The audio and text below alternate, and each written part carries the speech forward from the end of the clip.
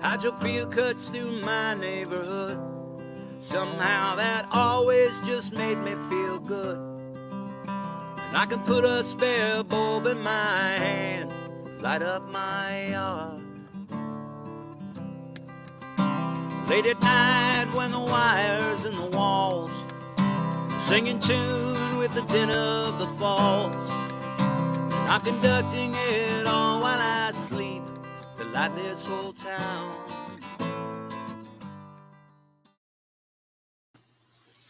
Hi, everybody! Welcome to another episode of Fearlessly Authentic. I'm Lucky. Yo, what up, people? Howdy. And there's Elle. I'm gonna fix that. She was getting her avatar. Oh, There we go. Avatar Finder. Now I can see you over on Rumble. Somebody asked that about in the past. I think it was the last episode in the chat about the heroin towards kids, like being like given to kids. And so this is the banner that I used to use for Twitter for a bit while they were really pushing an agenda towards children that we all know that I've mentioned. Yeah. But this is for that person. I can't remember exactly who it was, but somebody asked about it. So nice. There you are. There's the ad right there. It's a cough suppressant. You know, kids, get your heroin. 1910 or some shit. Yeah, they used to do that. That's absolutely. Pharmaceuticals go way back.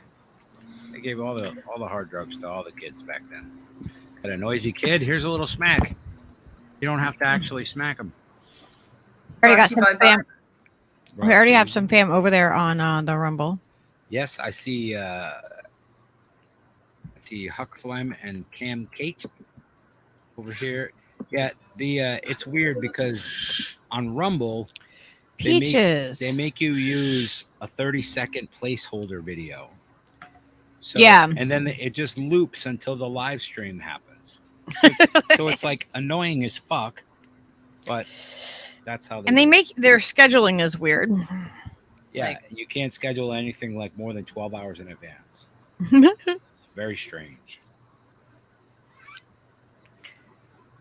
I'm pulling up the Odyssey. Peaches, you need to stop. Get a hold of yourself, bird. Please. What? On that note, I did an ASMR video for the first time on the YouTube that went smashingly well. And so just wanted you guys to know I started to do ASMR so I don't get in trouble with YouTube and do what they want. And so it's a live ASMR, the best kind. It's totally not sarcasm at all. So, yeah. Let's see who we have with us today. We got Miguel. Yeah, y'all. Calm me down. What a one. And we got Salties. Salty, we missed you last night. We totally missed you. Steve and I were like, wait, Salty was supposed to come. And we have Human Love Solidarity.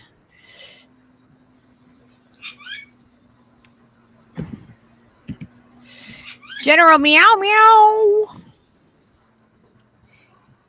And we got VS Adam. And Barbara. And I know on the YouTube it shows up as a little emoji-con. But here it just says it just says what it is on the StreamYard. Whatever reason. Go start.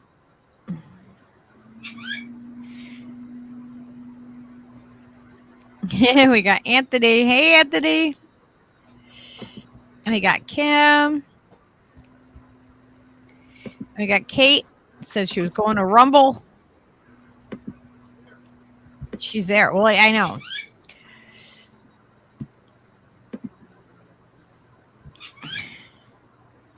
Uh-oh, Salty said breaking my balls. Okay.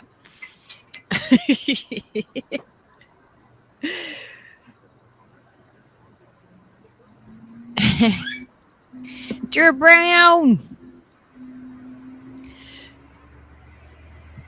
And Kim, did I say you, Kim? Did I say your name? I don't know if I did. You said I did. Lady Alex. Yeah, I got some interesting stuff on student loans, guys. You guys are gonna like it, I think. And I have some information that not everyone's probably aware of. So,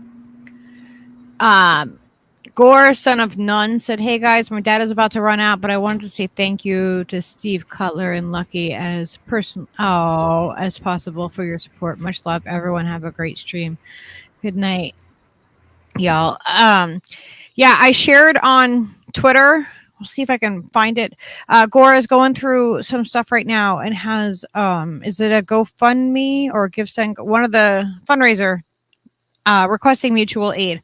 So if you guys have it where you guys can help, I would really appreciate, anything.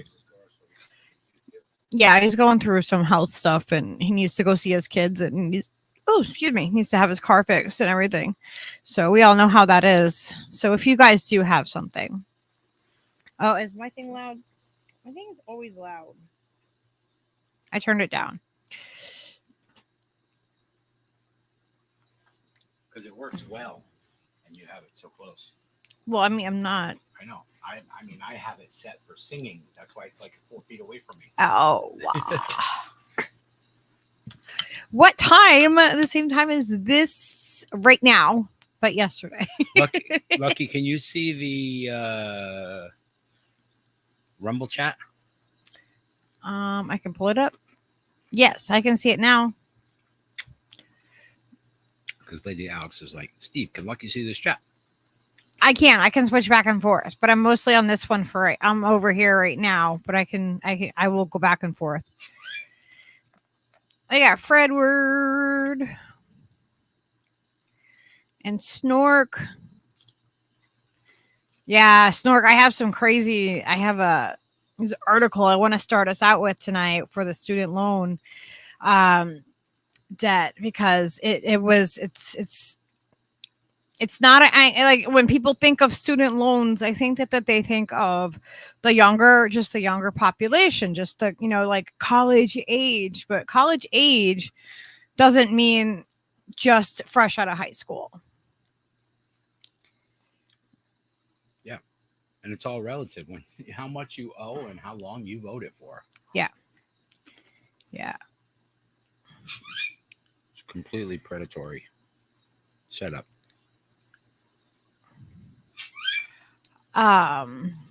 Okay. So I'm gonna bring up this article. It's kind of longer, and I know I'm gonna try to skip through some of what's happening here. What is this? I don't need that. Okay. Skip through some of the longer parts and the more, whatever details. But we do have some other fun things to kind of break it up and, videos and stuff like that. So just letting you guys know that this is a little bit longer of an article, but it's an interesting article. It's a different perspective that I hadn't seen. Oh, I wanted to, if it was okay, if we were still in the beginning, I wanted to share that story that I told you about yesterday. What? The weird story about how I hurt my back. Oh yeah. What happened? Yeah. Give us an update, and then we'll get right into it. Okay, sorry. So yesterday, no good deed goes unpunished, or whatever you say. But anyway, I went to the grocery store after my long walk. So I already had.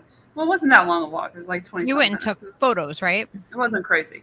I took photos of the Waddles Mansion, and I shared one of the photos that was watermarked on as my avatar last night on the open mic when I read 2 monologues, one of which was from Hillary Clinton herself. But anyway, check it out. Anywho, so yesterday when I was having my walk, I decided to go to the grocery store afterwards. It was planned. It wasn't like spontaneous. And so I went to a specific grocery store that I don't give money to because they did the lottery thing, which is disgusting and ridiculous. And I couldn't get on board with that. And I told them I would never give them money again. I would never pay them for anything ever again. That's why I get my toilet paper at Sprouts. Anywho, I don't buy shit here. I just use my food stamps, which is the government money anyway, so I don't really care. So anyway, I was getting some, I always have to correct myself, getting some stuff because I don't buy it. I got some stuff, some for me to eat and everything. And then, well, actually I was going to get some stuff. Let's backtrack, Elle. So I'm in front of the store and there's actually a person begging for stuff, which I never see anymore because, you know, I don't like engage unless engaged with anymore because of that incident that happened before with someone who was not hungry, but actually just wanted money and would not accept water. So anyway, this woman was wanting water and I was like, sweet, I can get you water. Sure. And so she didn't speak. I don't think she understood English. I don't know what exactly language she spoke, but she was at the front of the store, had a little cart and, you know, sitting down on something and just right outside. And she showed me like an empty gallon of water or something. And then I was like, okay, I can help you. I can get that. I'll be right back. I didn't say I would be right back or I'd be a bitch, but I said, I'll get that. I will go get that. And then I went in there and then finished some of my walk because I had some walk left over, some minutes. And so I saw how long it takes to walk through every single aisle in the store and call that part of my walk because you got to do it where you can. And then while I was doing that, I was looking at stuff. And then eventually I decided what I wanted to get. And then I got some stuff. And then I went and got the water last. And remember, I've taken pictures. So I still have the lottery thing is when they were bribing people to get injected with stuff that we know about not working. And it did not work overall. Like the lottery thing was a total bust. So anyway, they had like giveaways. It worked according to the plan that they had, but just not what they told the people. No, it didn't work for like turnout because they. Oh, the lottery itself didn't work out. Okay. No. So anyway. Okay, back to the story. So I was going to save the water thing for last because remember, I have over my shoulder my camera, which is heavy already, and then I'm going to hold a fucking water gallon. I thought this through very well and take that out and give it to her. So I got like a big one and it was like their brand of water, like store brand water. Drinking water. I was like, do I want to get spring water or drinking water? I'm like, would I want drinking water over spring water? Probably, so I'll get that. So I got what I would want if I were her. And then I was like, okay, well, after I get the water, I'm going to have to get her a Starbucks cup with water for now because she's going to have cold water because I'm thinking about, you know, how she is. So anyway, I eventually make my way and I'm dying. I'm like literally feeling like I'm dying already holding this as well as the camera and everything in one hand. Remember, it's my good hand. And then the rest is in the bag in the other hand. And so I get to the checkout lane, which is the self-checkout, because I don't even bother with their cashiers anymore. Like, that's how much I hate the store, but it's very close to me. So anyway, I'm waiting and I'm dying. And this dude behind me has like a cart. And I was like looking at it over and over again, trying to give him a signal. He's like, yeah, put it in there. And I'm like, okay, thanks. And he let me put it in the cart for a minute. I was like, it's not for me. I always say that when I'm getting something and I'm not getting it for myself. I'm always like, it's not for me. I'm doing this for another reason. So anyway, I get to the self-checkout. I get to the end. And then I finally get my ass outside and I give her the water. She's like, oh my gosh, thank you. But she's not speaking English. But you know what? She's like, thank you. Then she starts, and by the way, she has a medical mask on. That's important. Then she reaches for my hand as I'm giving her the water, and then she starts to kiss my hand. And I have never had a grown person that I didn't know kiss my hand before, certainly not with a mask on. And I'm like, no, that's okay. I didn't even know how to respond. Yeah, the mask is definitely important there because she's kissing you through a mask. That was so weird. But she's clearly like trying to show her gratitude, and I appreciate it. But like, damn. And then so I was like, okay, I'm gonna get the water at the Starbucks, and I'll give you some cold water, and I'll be right back. Do you need anything else? And she's like, she does the thing where she can't say anything. And then I say, like, applesauce, is that okay? And she's like, yes. And I go get the applesauce. So I get the applesauce that I don't eat, that's gross. And I get her a different organic applesauce that's like no sugar added, but not unsweetened like mine.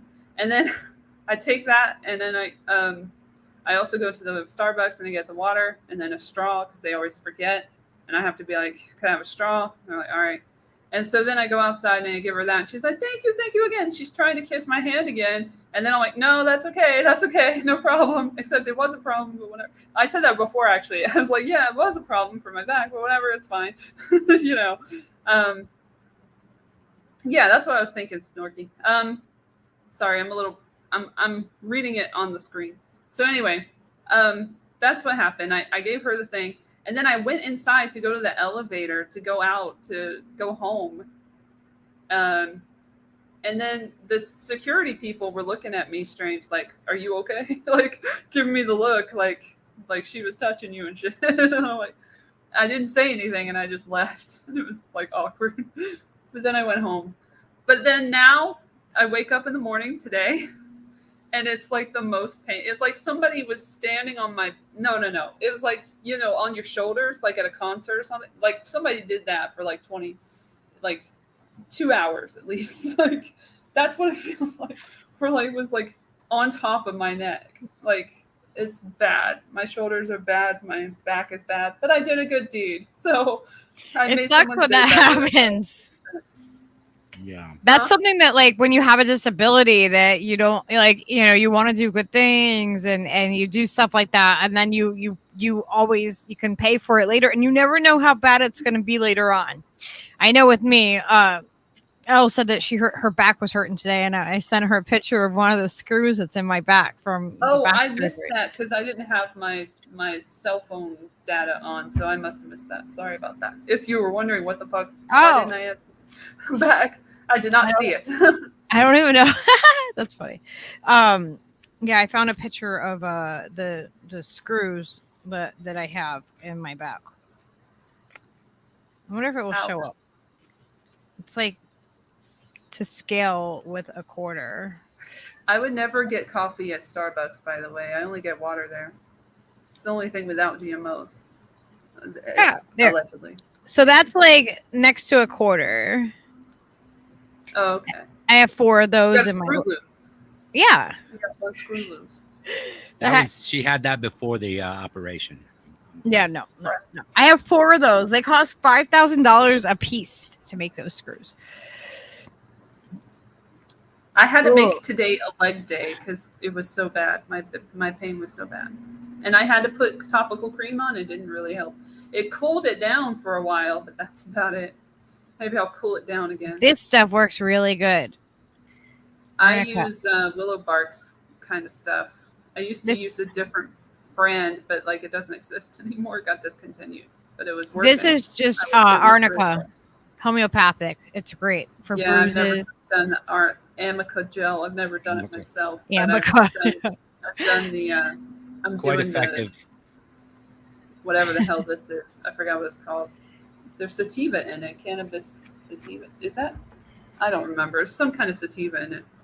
Something organic and expensive. I bought it.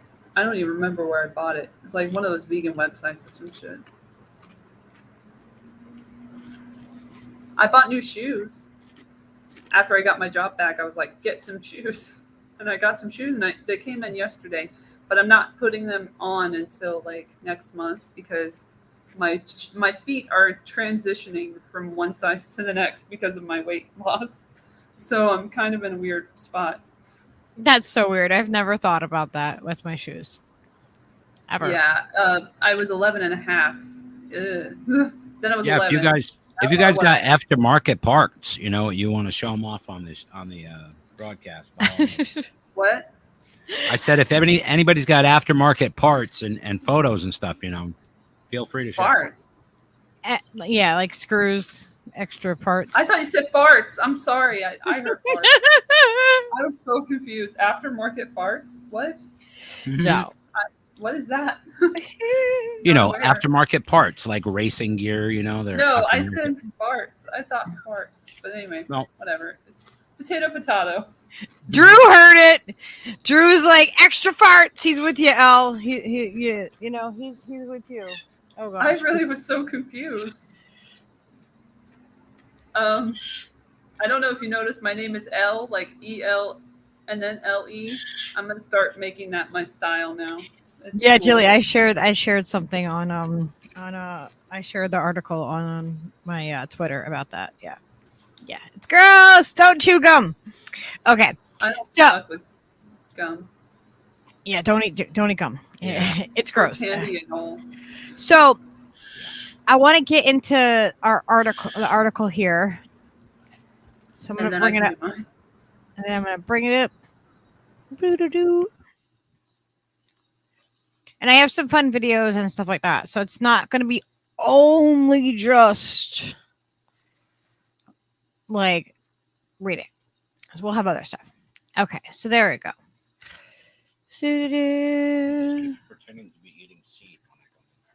He's an asshole. Peaches is being an asshole. What else is new? So this is an article that is from July 27th of 2022, and it's from the New Yorker. And the aging student debtors of America. In an era of declining wages and rising debt, Americans are not aging out of their student loans. They are aging into them, which I thought was really interesting because I think most people, like I was saying previously, that most people think of student loan debt holders as being like, young kids that are just fresh out of high school, fresh to college. But so it starts out on a warm October evening in 1932, Franklin. Why can I never say his name? Oh my God. Delano Roosevelt. I said it earlier, and my dyslexia always gets me. I don't know why. It's so bad. So Roosevelt stood in a baseball field in Pittsburgh, delivering an impassioned speech about passion's improbable subject, the federal budget. Sometimes, somewhere in this campaign, I've got to talk dollars and cents, and it's a terrible thing to ask you people to listen to 45 minutes to the story of the federal budget. But I'm going to ask you to do it, he told the crowd. In the back of the park, the 2-year-old black girl named Betty Ann sat on the shoulders of her father, Robert. As he strained to point out the man he was sure would become president.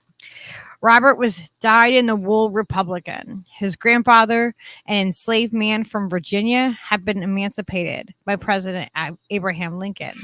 Still, he felt compelled by FDR's message.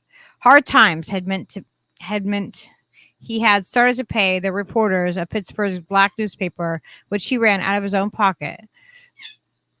Much to his distress, his wife had taken to standing in the relief lines in order to feed Betty Ann and her sisters. A few weeks later, when Robert cast his ballot for FDR, he wept aghast to vote against the party of Lincoln. Thereafter, he became a devoted Democrat and jumped into local politics with a fever until he fell ill. 5 years later, he had two dying wishes: for his wife to take over his role as a Democratic ward chairperson, and for Betty Ann and her sisters to go to college. The family made good on both. As ward chairwoman, Robert's wife maintained the family home and as a community backbone, and Betty Ann, who asked that she and her family members he be identified by first name only, grew up with a steady stream of neighbors flowing through the house. Although her mother had no money, Betty Ann was a strong student and earned enough scholarships to receive a bachelor's and master's degree in education. In the next few decades, she worked as a public school teacher in Pittsburgh and Harlem, in addition to raising 2 children as a single mother. But she grew increasingly frustrated by the marks of an educational inequity, moldy lunches, low-grade reading materials that plagued her classrooms. I thought the only way I could change things was to have a higher degree, she told me. So in 1983, at the age of 52, Betty Ann enrolled in New York University Law School. As a middle-aged Black woman, she wasn't exactly the typical NYU law student. Her white male classmates would shyly elbow her books off the long library table. And once, can you? Fucking A, man. You just seen I just got up and down like 6 times. I don't know what to tell you, Steve. I'm sorry. Every time I walk in here, he acts like he's Peaches is being an asshole and then like looking around like, no, I'm not doing anything but eating. Her white male classmates would slyly elbow her books off the long library tables, and once while standing at her locker, her classmate waved a $10,000 tuition check signed by his father in her face. Betty Ann had borrowed $29,000 in federal loans. Today she owes $329,309.69 in student debt. She is 91 years old. Imagine. That's not normal. So America's aged 62 and older are the fastest growing demographic of student borrowers. One of the 45 million Americans who hold student debt, 1 in 5 are over 50 years old. Between 2004 and 2018, student loan balances for borrowers over 50 increased by 512%. That's huge. Oh my gosh. Perhaps because policymakers have considered student debt as a burden of the upwardly mobile young people, inaction has seemed a reasonable response, as if time itself will solve the problem. But in an era of declining wages and rising debt, Americans are not aging out of their student loans. They're aging into them.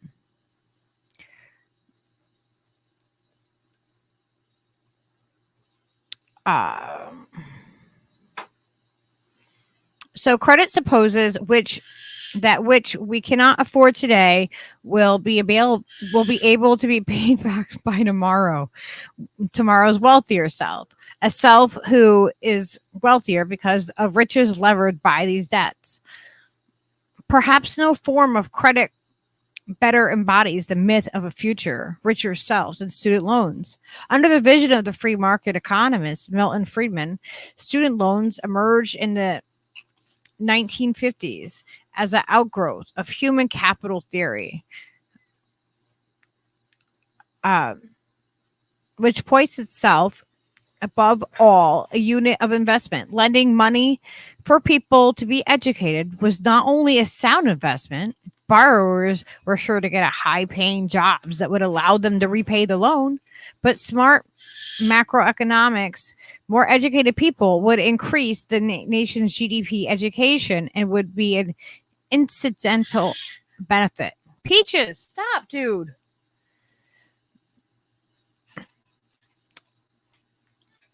But the surge of aging debtors called into question the premise of education of human capital, eroding union destiny, declining wages, and skyrocketing tuition have all made college less a path to high-paying jobs than escape to hatch from which worse-paying ones.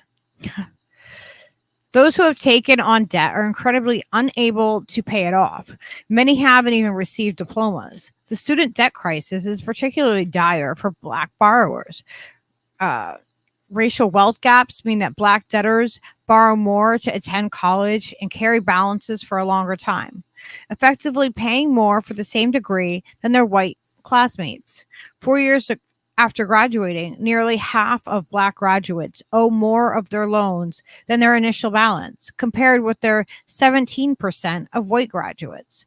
As a researcher and organizer with the Debt Collective, the nation's first debt union, I'm well versed in the nation's of debt as a poor tax. Those who have the least end up paying the most. That's always what happens.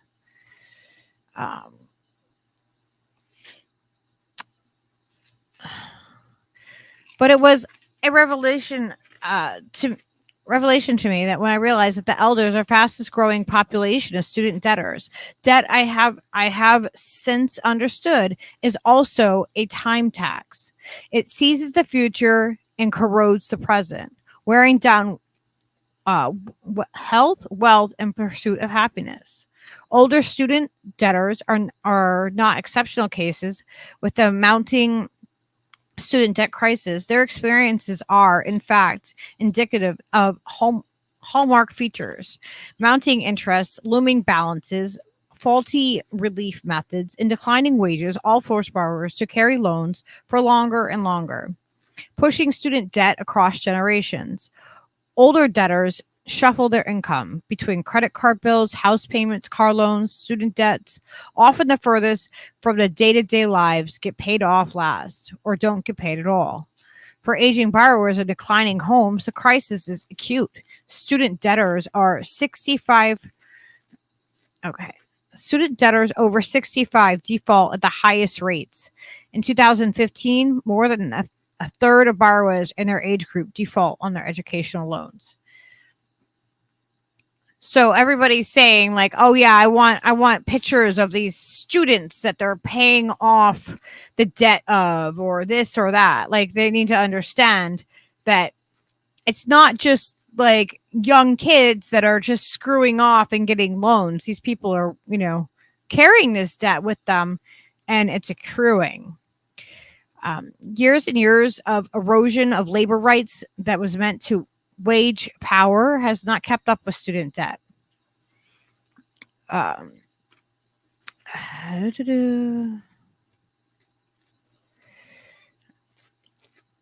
such, student loans don't take people out of the working class. They merely change the accounting of people living within it.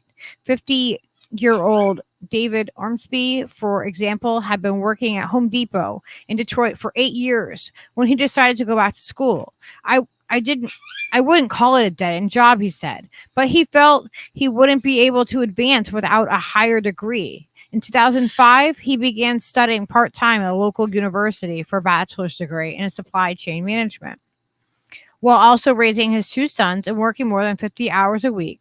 Today, he holds close to $90,000 in student debt.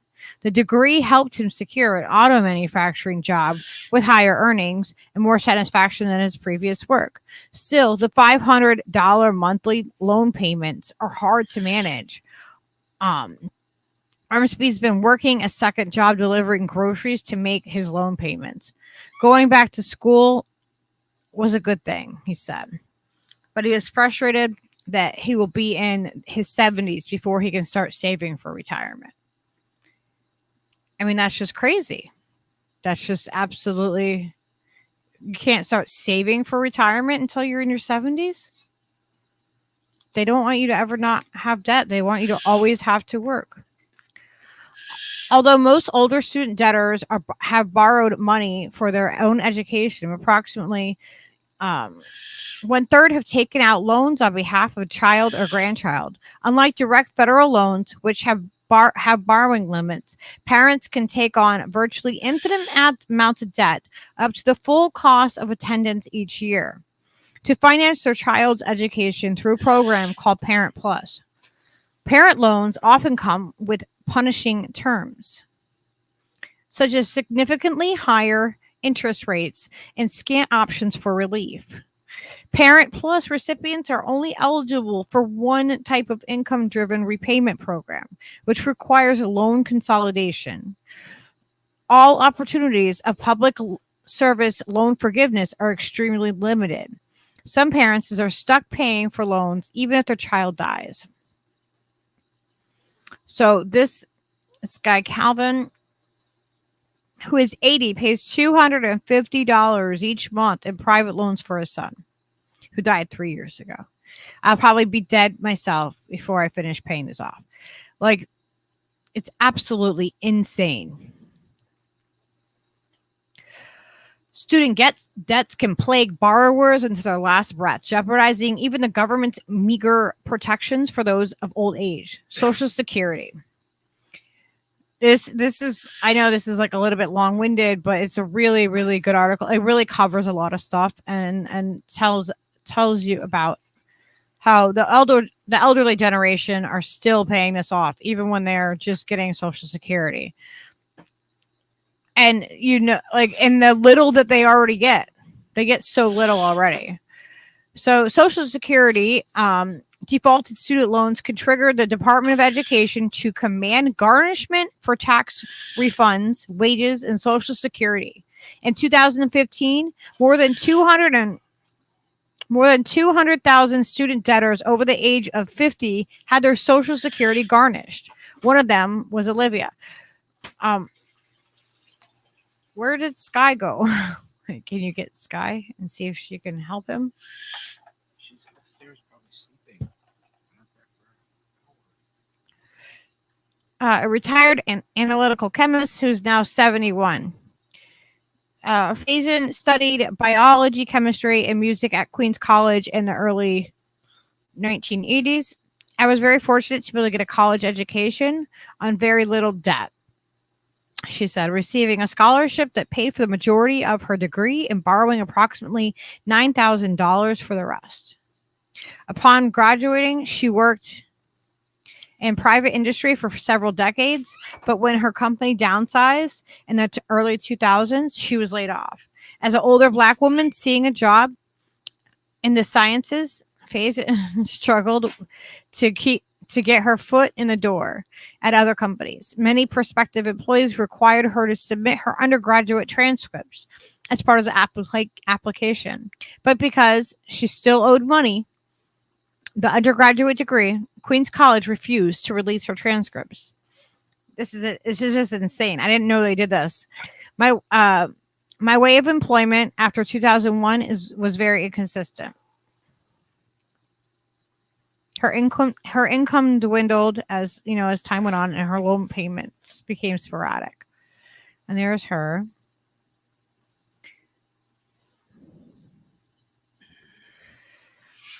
She took retirement as soon as she could, scraping by a combination of food stamps and Social Security payments. She knew her debt had reduced her Social Security benefits.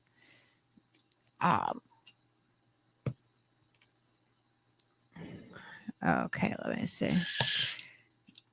Oh my gosh. She was shocked to learn that outstanding student debt had enabled the Treasury Department to garnish around 10% of her roughly $1,000 Social Security payments since at least 2014.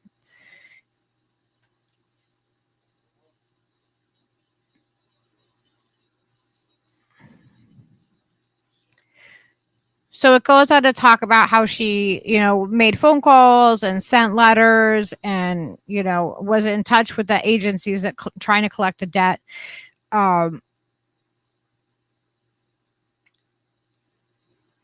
So I guess the collection agency did not find her eligible for hardship because a judgment had been rendered against her in the late 1980s. A judgment was news to her.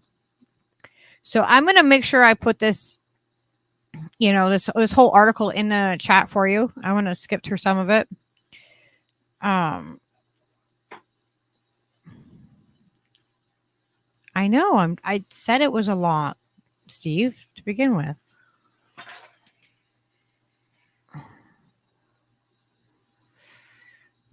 Talking about the bird. Oh. Yeah.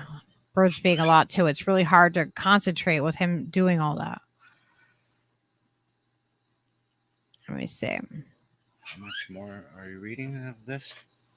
I have some more to read. Yes, Steve.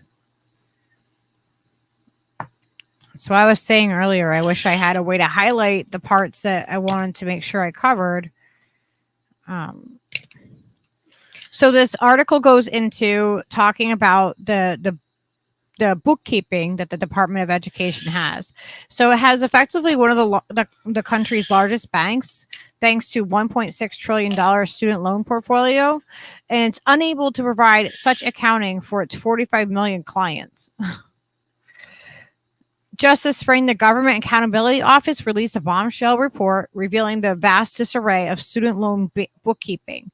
5 years ago, the Department of Education drafted bookkeeping requirements for long servicing companies out of long-standing concerns about accuracy, but ultimately abandoned such regulations due to cost and complexity. It's so ridiculous. This whole thing is such an absolute mess.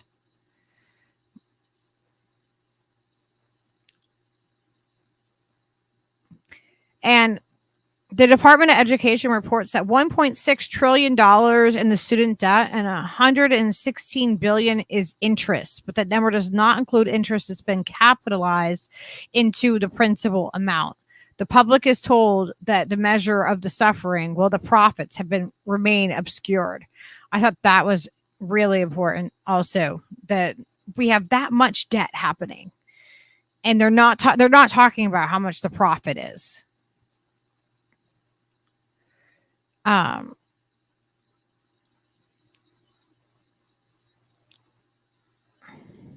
So then he goes, this article goes on to talk about another woman that he meets up with. And this lady is very giddy before answering the phone. She's listening to an audiobook and gardening. And then he broached the subject of what was happening. When I asked her specifics about her debt, no chuckling, no warm commentary, nothing like that. She just repeats.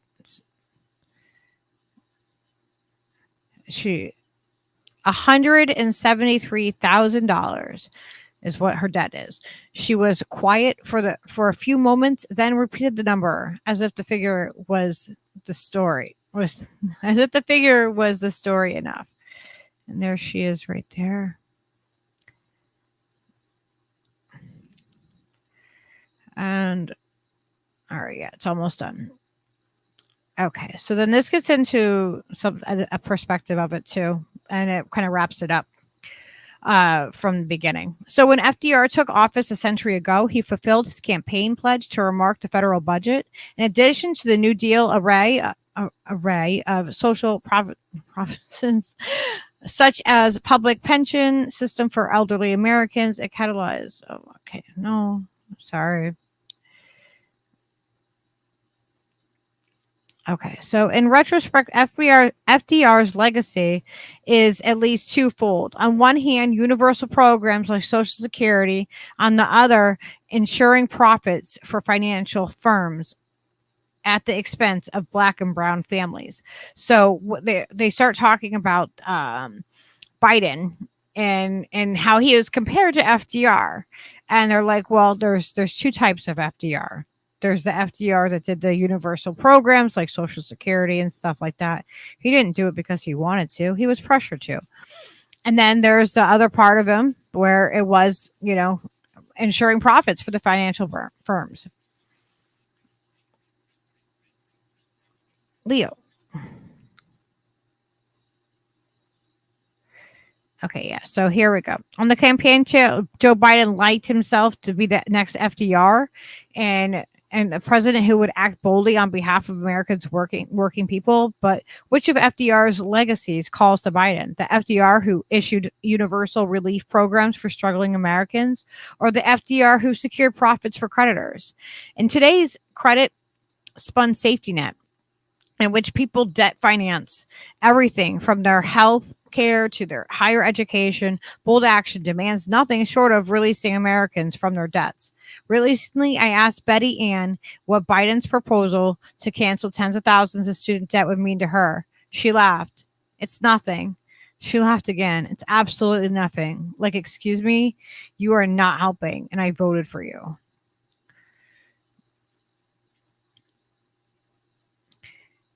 So then they go on to talk about how they tried to help her with getting, onto the computer and getting getting her payment history and documenting everything, and they couldn't get it because the computer just kept glitching and freezing and everything.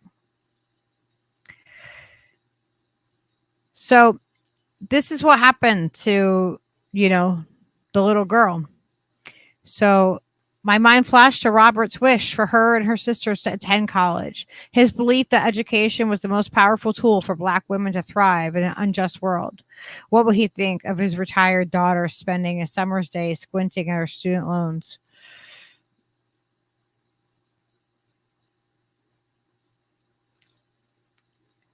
She wonders if without debt she could have stayed in the home she once owned rather than spending her final years in a rented apartment that needs a new carpet and a paint job. Could she have retired earlier and caught up on her reading? Could she have finally written a family history, a story which blazes through the trail of tears, reconstruction, and redlining? These matters are material. So it's just, I know that was a whole lot to that article, but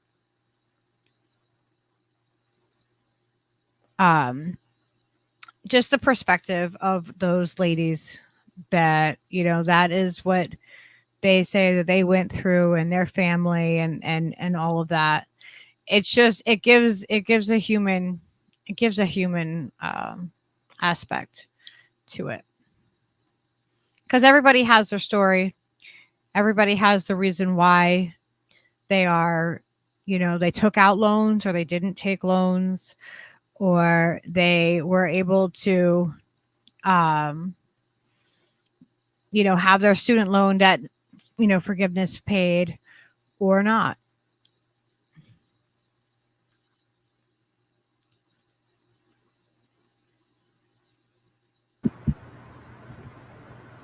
I put in the private chat the U.S. debt clock, if you want to look at that. It's the last one before the one you just put in. Okay. To give a look at that before we continue, so we have the numbers.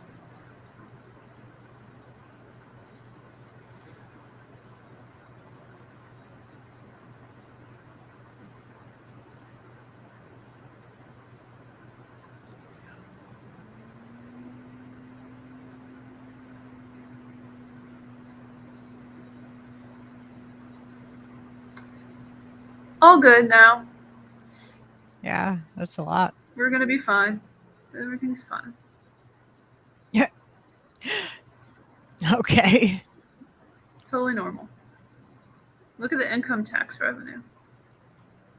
Just keep going up. Corporate tax revenue.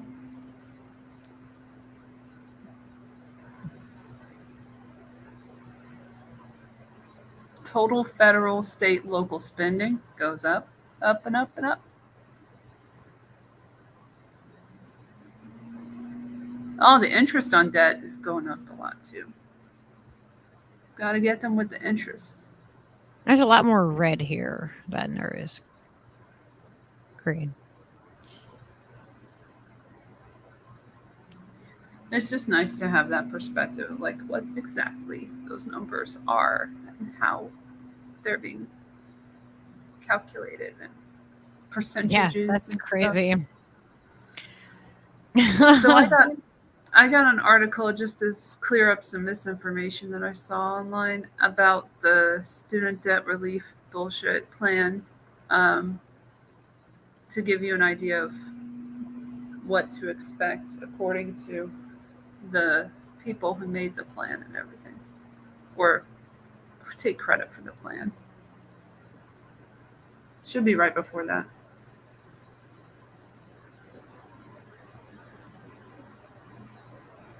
From good old Forbes magazine again. And then I got one from CNBC about the refunds, which people might want to know about. Yeah, I have some other information on student loan debt too.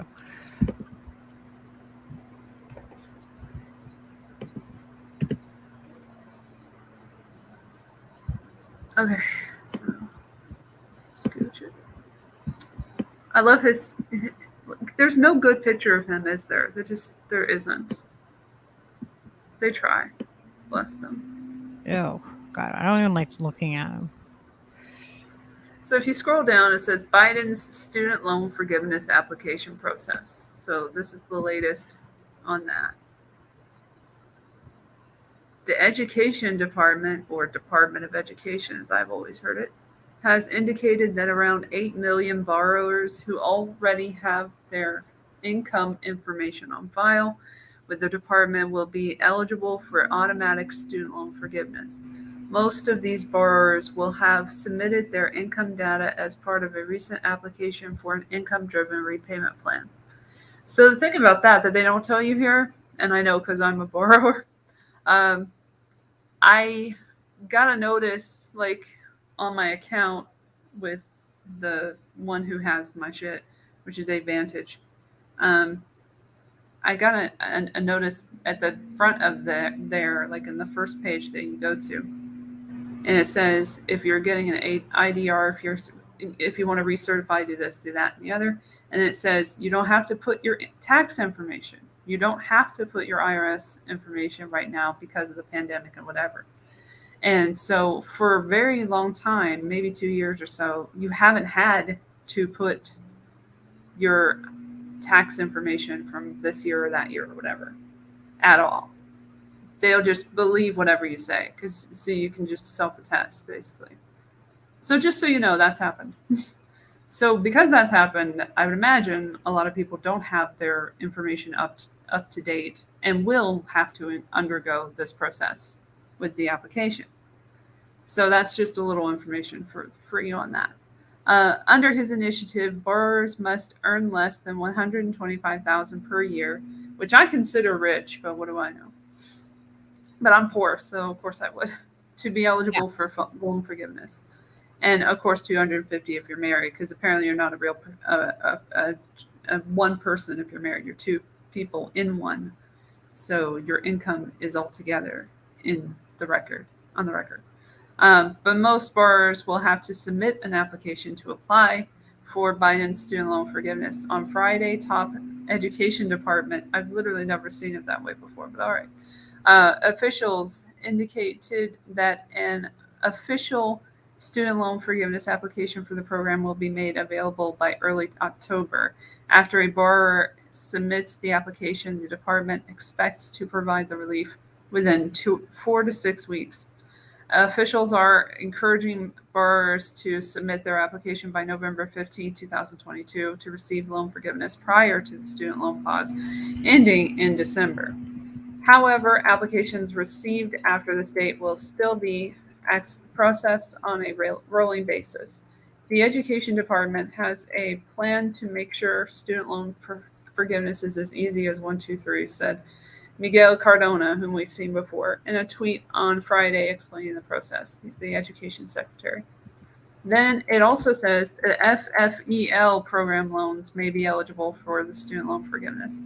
It is in its initial announcement, the Education Department indicated that only loans held by the Department of Education would qualify for student loan forgiveness. That suggested that borrowers with commercially held FFEL program loans and older federal student loan program where the government guaranteed privately issued loans may be excluded.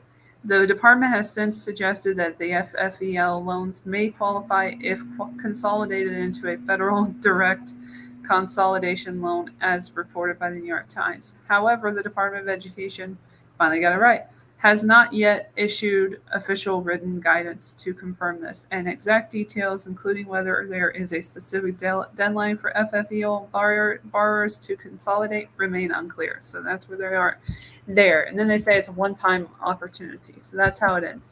But that's the ins and outs of what's to be expected going forward if we believe the Department of Education. But that's what they said is going to happen. And then I have the CNBC about the refunds, which is also new information at the bottom of the private channel. In the White House press briefing on student loan. Wow. What was that? That was something else that. Oh. I have a couple of video clips that I want to play. I'm gonna break up all the reading. So Schumer just came out. Oh, okay. And is praising Biden for his student loan. Oh, this is being slow and wonky. A little bit wonky here.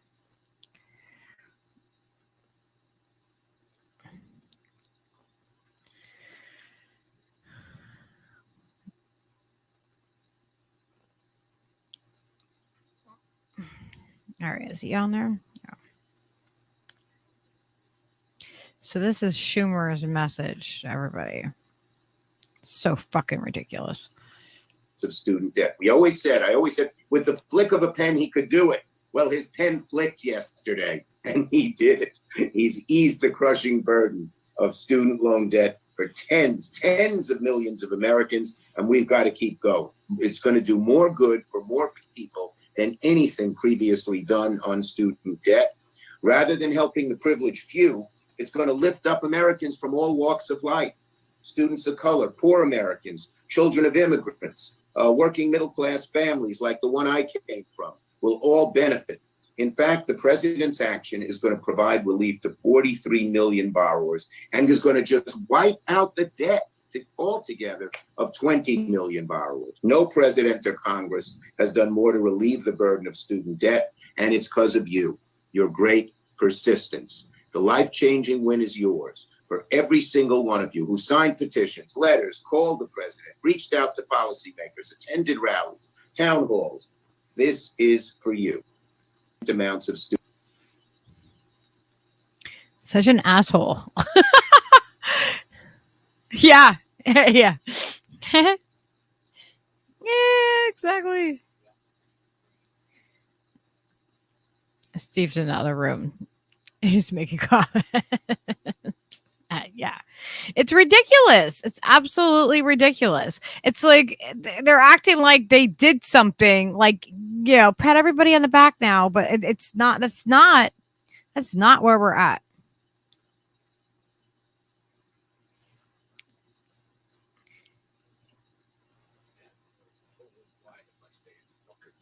Yeah, of course, if you're in the room. Where? And I have one more. Yeah, Lady Alex put a link in the room. It was like, what? What? The city of Miami has set up a voluntary gun buyback program to assist in providing safety and defense equipment to Ukraine. Yeah, we're not on that part of the thing yet, but yeah. Say anything about anything. I was Yeah. telling you what I was talking about. No, know what? What was it? Are we going to another video or the CNBC thing? No, I have something I'm pulling up.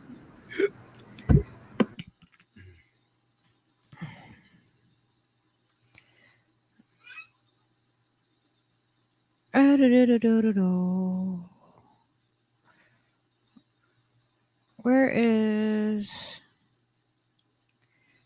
Trying to think. I'm trying to see where I put it. I have like a bunch of stuff over here because he's making claims that this is going to go towards everybody, but that's not true. It's not true at all.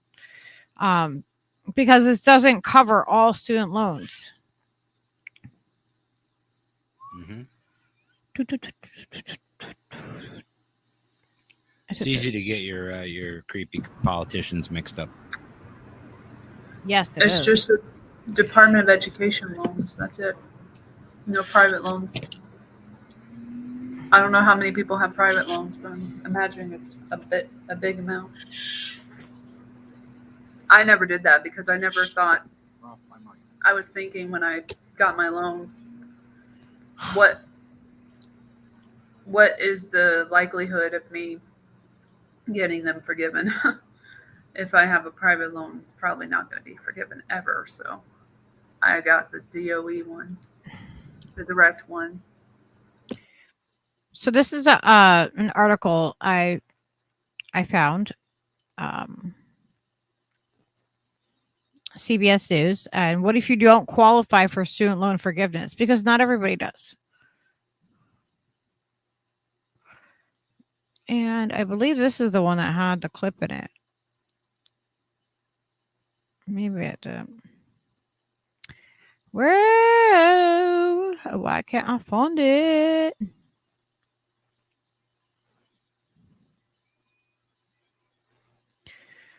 Well, this was a. I don't know how these all got out of place.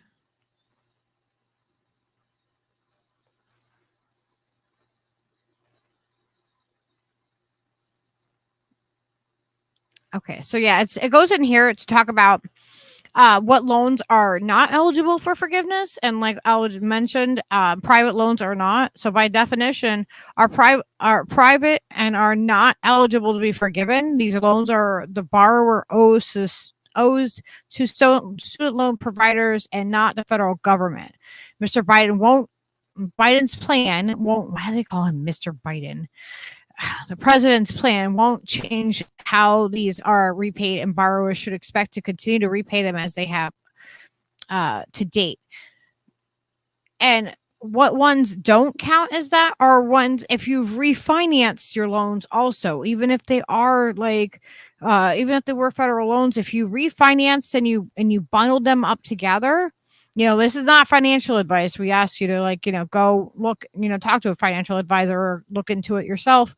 As we're not financial advisors, but from what I've read up on this is that, when they refinance the loans and then they turn them into a private loan instead of being like a federal loan like that, then you don't qualify anymore to get loan forgiveness also. So there's a lot of people that didn't know that and that weren't aware of that didn't, look into all of that.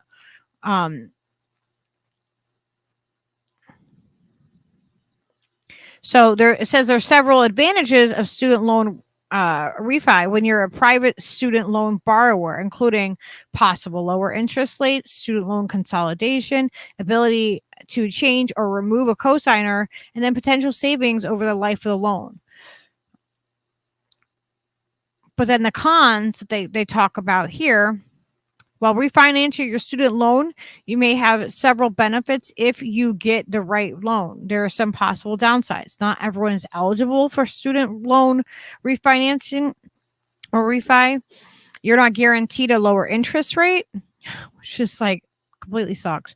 And it depends on your credit score. So if you've had a hard time paying any of your loans and your credit score isn't good, then they're not going to let you refinance them, and they're just going to come after you.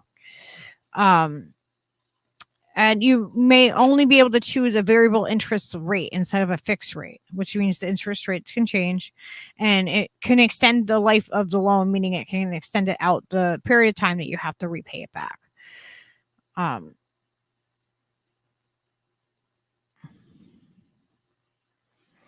But there's a quick checklist to see if you do qualify. If you have a federal student loan, it has to be federal.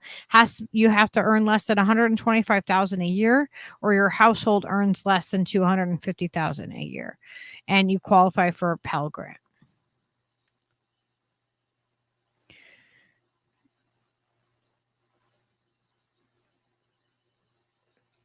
But there's also other student forgiveness programs. So I wanted to give everybody the options that if you do have student loans, to look into these other options that might work for you. And of course, military service is one of them, because, we have a poor draft.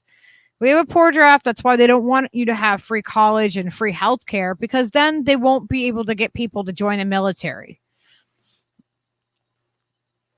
And they also have income-driven repayments, the IDR. So that's a plan where you can repay your loan under, like, it's based on, your income and stuff like that, and it could lower your payments. But there are options, but not many. There's not many. I have the IDR, and I've had it for years, and they didn't make me start paying until right before the pandemic. Alpha Omega, I'm all right. The pandemic or whatever, and the shutdown and everything, and then the pause happened like right after I was supposed to start paying like $22.79 based on my income, and then I lost my job, and that wasn't going to happen for a good long time too, not a year and a half plus. So if they go back to that in January, then it would be $22.79. So basically, I'll be making extra money to pay off the rest of the debt. If I'm actually able to get rid of $20,000, then I will be working to pay off the rest the next few months. And they're getting, just like before when Ukraine happened, they're getting their TikTokers back. Did you know that? What? TikTokers? They had to. Yep. They're having meetings at the White House again for the TikTokers. Oh, can we go to my article real quick before that, if you're going to play that? Yep. I was just. Because you mentioned the refund thing before, and then I was like, oh, that's interesting that they have this option that I didn't even hear about.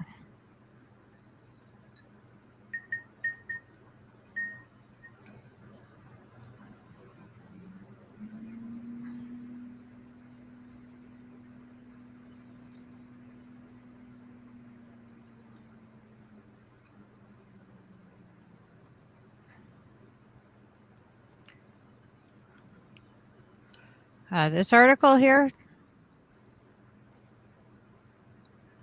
Loading. Yeah, some borrowers can get a refund on pandemic's student loan payments. And yeah, because I heard that people were getting refunds. Oh yeah, that's why I wanted to cover it, because you mentioned it. Key points are under the student loan debt relief plan. Borrowers who made payments during the extended freeze may be able to get a refund. That could make them eligible to receive more in forgiveness. To request money back on any payments made since March 13th, 2020, contact your loan officer, the U.S. Department of Education said. So if you scroll down to the end, it says, well, not the end, but like forgiveness is capped at your outstanding debt. Start there. Mm-hmm. And it says, the Biden administration said Wednesday it will cancel up to $10,000 in federal student loan debt. We already know all that, and up to $200,000 for Pell Grant recipients. And the borrowers eligible for student loan relief are generally individuals who make less than $125,000 per year, or married couples or heads of households earning less than $250,000. The relief is also capped at the amount of a borrower's outstanding eligible debt. So a borrower whose payments during the pause brought them below, because this has been brought up on, I wanted to mention this because it had been brought up on Twitter by all these fucking people, certain people in the community of, not conservative, but close enough, have been mentioning, oh, I'm paying for this. And I just paid off my loans, and do I get a refund? Well, yeah, you might. So, anyway, the pause brought them below that $10,000 or $20,000 threshold, could request a refund, ending up with cash and potentially maximizing their forgiveness eligibility. Borrowers have always been able to request payments made during the COVID freeze to be refunded, assuming their loans were eligible for the freeze in the first place, which most federal loans are, said Betsy Mayotte, president of the Institute of Student Loan Advisors, a nonprofit. And then very few borrowers may benefit from this trick is the thing. So it says roughly 1.2% of borrowers continued making payments to chip away at their loan balances during the extended moratorium, according to student loan expert Mark Kantrowitz, based on repayment data from the U.S. Department of Education. For them, it was a rare opportunity to make some headway on their loans while no interest accrued. How to request a refund? Request it by calling them and saying that those payments were made since March 13, 2020. And you call them, basically it says it couldn't be easier, just call. So you just call the DOE.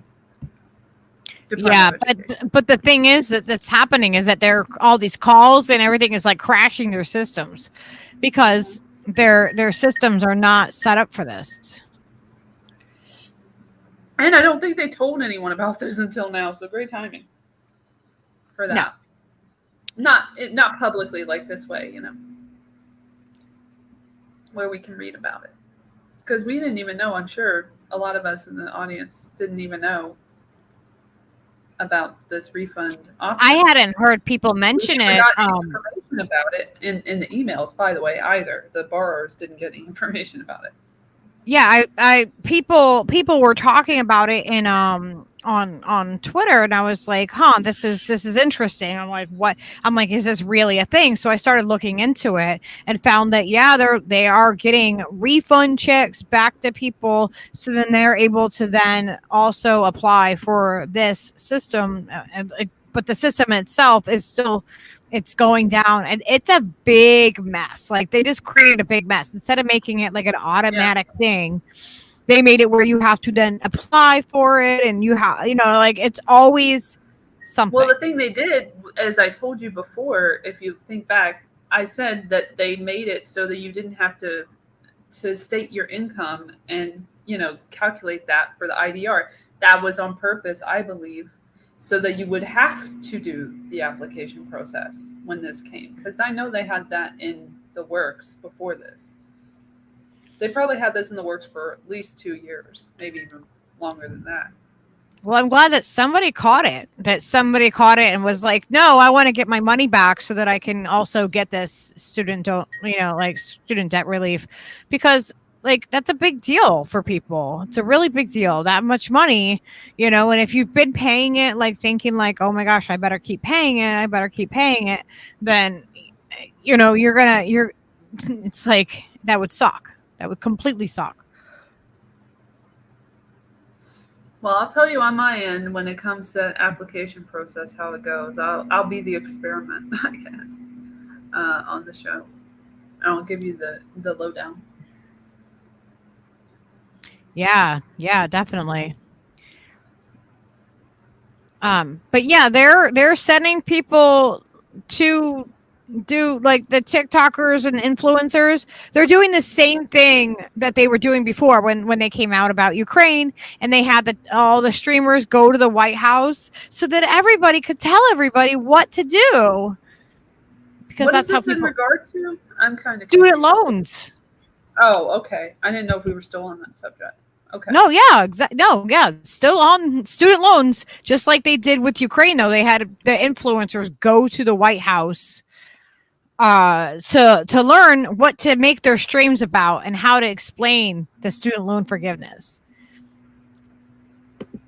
Oh, do you remember that they did that? Yeah. Yeah, and they also did it. I remember the influencer in the White House with Psaki and everything. That whole fucking mess. Yeah, so they're doing the whole thing all over again. So I have one of them here I found, and I'm going to show that because it's just they're using these TikTokers as a propaganda tool. It's really crazy. TikTok is propaganda. It's a really good one. Yeah, well, it's not even a U.S. company though, right? Even if it were, it'd still be getting all. I know, but they're spitting it out. Well, yeah, but I'm just saying though, it's not and they're just freely acting as though this, because it's Chinese company, right?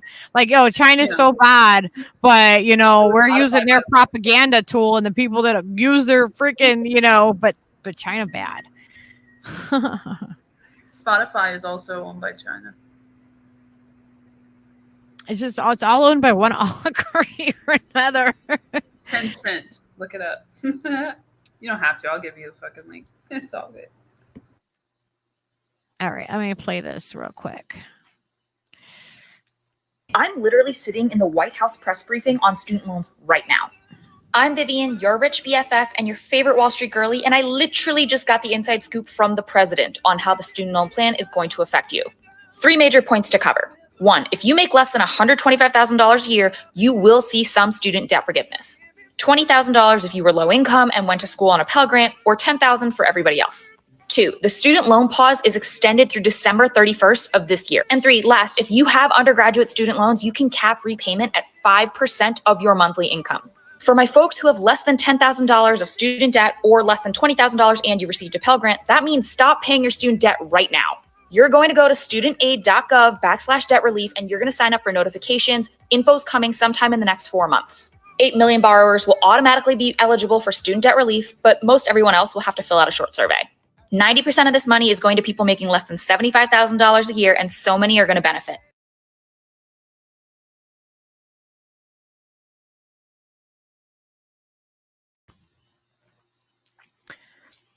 So yeah, like you could get like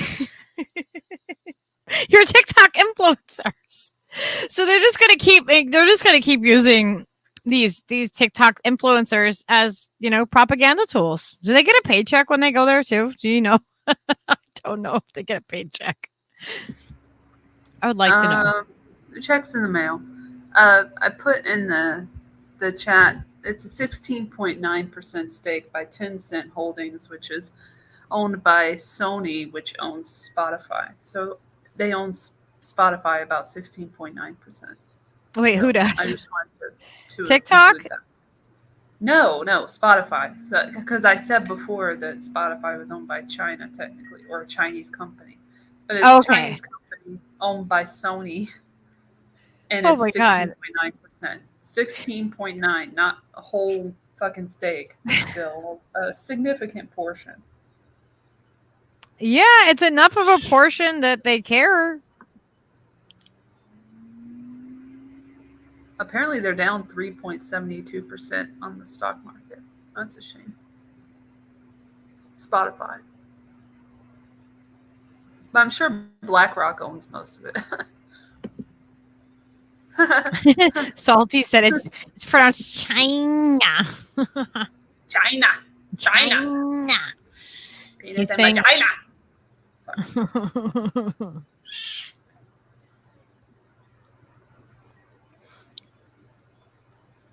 That's crazy. That's a crazy amount. Okay. I'm literally sitting briefing on student no. I don't want to watch that lady again. Can't make me. Where are we going now?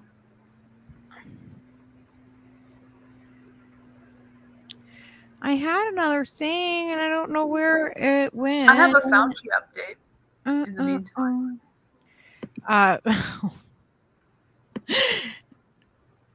Is it this one here? Why is it not playing? This is like being slow right now. Come on. I could play my Fauci update.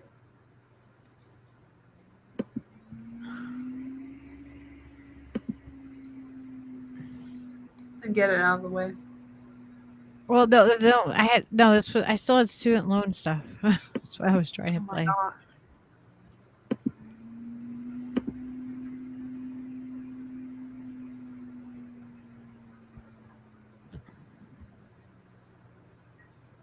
Later on, listen to or watch, and you have to watch it, open mic last night because a lot of performers, including myself, shameless promo. Yeah, it was fun.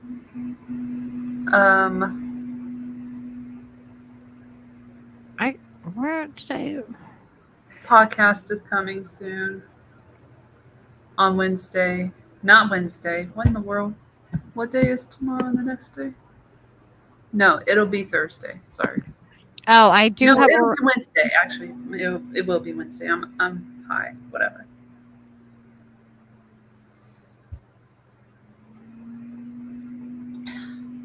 I have a clip to remind everybody what Pelosi said that about student loans. Ew. Well, she's no worse than like Schumer or Fauci, so or Biden. It's just They're the all gross. triumvirate. It's the triumvirate, man. It's the three, the trio. Oh, the they're trio so gross. of demons, the demon trio, who should all be out of business. Because she told us that Biden couldn't do this. Remember that? She said, "Oh no, he can't do this." Yes, I had a video that I didn't get to play last week about that. Yeah, I think she was in that video that I was going to play. See? All right, here we go. People think that the president of the United States has the power for debt forgiveness. He does not. He can postpone, he can delay, but he does not have that power. That has to be an act of Congress. And I don't even like to call it forgiveness because that implies a transgression. It's not to be forgiven.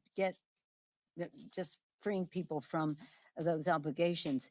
So the question of who gets forgiven, to use the term of art that is out there, is a debate. Do we use whatever money there is for the broadest base of support of those with more people with even less debt or fewer people with more debt? That's a policy discussion. But the difference between the president can't do it. So that's not even a discussion. Not everybody realizes that, but the president can only postpone, delay, but not forgive.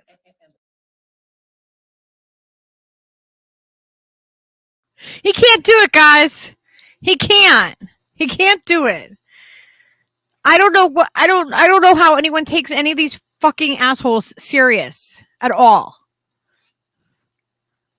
How do they take them serious? That was just look at Politico getting funky with it again.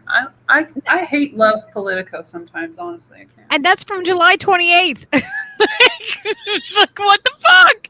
Oh, I thought they were calling her out for a second. I'm not giving them credit then. Fucking never mind. No. I thought they were keeping her honest. Nope. I didn't know how long ago that was. I thought that was them like calling her out. No, that was Nancy on July 28th and saying, "Oh no, Biden can't do that." Really? Well, he just fucking did. It just shows that they're manipulating people, and it gets memory hold so quickly. It's absolute. This is just insanity. I never ended up getting student loans. I'm glad I didn't get student loans. Because it's absolutely insane. What they are charging people, and 4 times the amount of your loan, like, and you're still paying it off. You're in, you know what I mean, as you're older. It's like this is insane. Mine was, how much was mine? I'll check. I checked and made sure like how much was interest and stuff, and then I like put it down in my notes. Where is that? Current loan balance. Okay, here it is. It's like 2,740. Okay. So I think interest is like 4,000 something. It's in my mother and I's conversation, my conversation, however you say it. But I said it to her, and then I forgot to put it in the notes. Sometimes you put things in a text and then you forget to put it in your notes. Exactly, Peaches. You understand. He gets it. He totally gets it. And I just wanted to remind everybody, before we move on, what the president's education, what happened with him? Did he have student loan debt? What law school did you go to?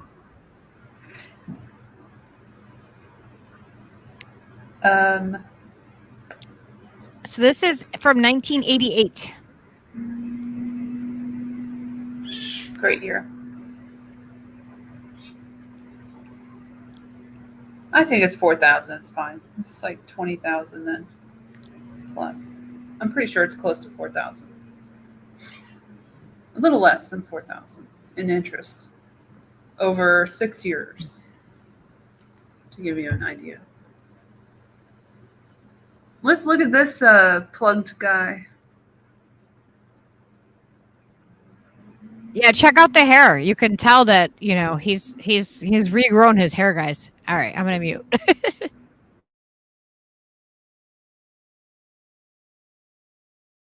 What law school did you attend, and where did you place in that class? And the other question is, could you quickly? I think I probably have a much higher IQ than you do. I suspect. I went to law school on a full academic scholarship. The only one in my class to have a full academic scholarship. In the first year in law school, I decided I didn't want to be in law school and ended up in the bottom 2/3 of my class, and then decided I wanted to stay, went back to law school, and in fact ended up in the top half of my class. I won the international moot court competition. I was the outstanding student in the political science department at the end of my year. I graduated with 3 degrees from undergraduate school and 165 credits, only need 123 credits, and I'd be delighted to sit down and compare my IQ to yours if you'd like, Frank. I got to say one thing. I think just in my own, I'm not questioning your IQ at all. I'm just saying that with the people that we have elected to office in recent years, I think that we have to question their credentials very solidly. Well, I think you're right, Frank. But you know what I find kind of interesting? It seems to me if you can speak, you're at a liability in the Democratic Party anymore. It seems to me you've all become heartless technocrats. It seems to me that you forget that what happens is we have never as a party moved this nation by 14-point position papers and 9-point programs. It seems to me that when we got involved in the civil rights movement, Frank, nobody asked Martin Luther King what his legislative agenda was. He marched to You're change not Martin attitudes. Luther King. When the women's movement started, it did not move with a constitutional amendment. They marched to change attitudes. And this party better understand full well that it's about time we change our attitude and we begin to change the attitudes of Americans about what their responsibilities are to the poor, about what their responsibilities are to other people, and about what our responsibility in the world is. And that requires changing attitudes. But Frank, I promise you, you'll see my 15-point plans and 19-point position papers, and you'll be able to make a judgment when Gary Hart and I stand there. Who knows more about foreign policy, Gary or me? And when you see that Dick Gebhardt and I stand there, you'll be able to make a judgment whether Dick Gebhardt or I know more about economic policy. But ultimately, Frank, this country needs a leader, and leaders change attitudes about people. And it's the ironic twist that in the wake of Ronald Reagan, that the only one thing he knew how to do was the one thing that is now being the currency of which is in fact being devalued so much. But okay. I don't know what happened with his campaign, how he did not win the presidency that year. I have no idea. I mean, there must be something else that happened. I think I might have another video that might explain it. I mean, he's just like Martin Luther King. I mean, he can totally say that. Of course. And he can talk about women's rights. And look at how much he stuttered. My goodness.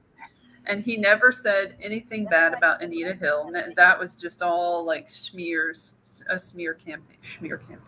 It was a smear campaign from the GOP.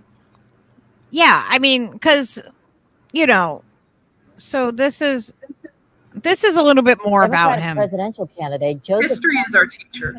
Controversy 3 weeks ago at a debate at the Iowa State Fair, he used phrases identical to those delivered by British Labour Party leader Neil Kinnock. Biden seemed to be claiming Kinnock's vision and life as his own.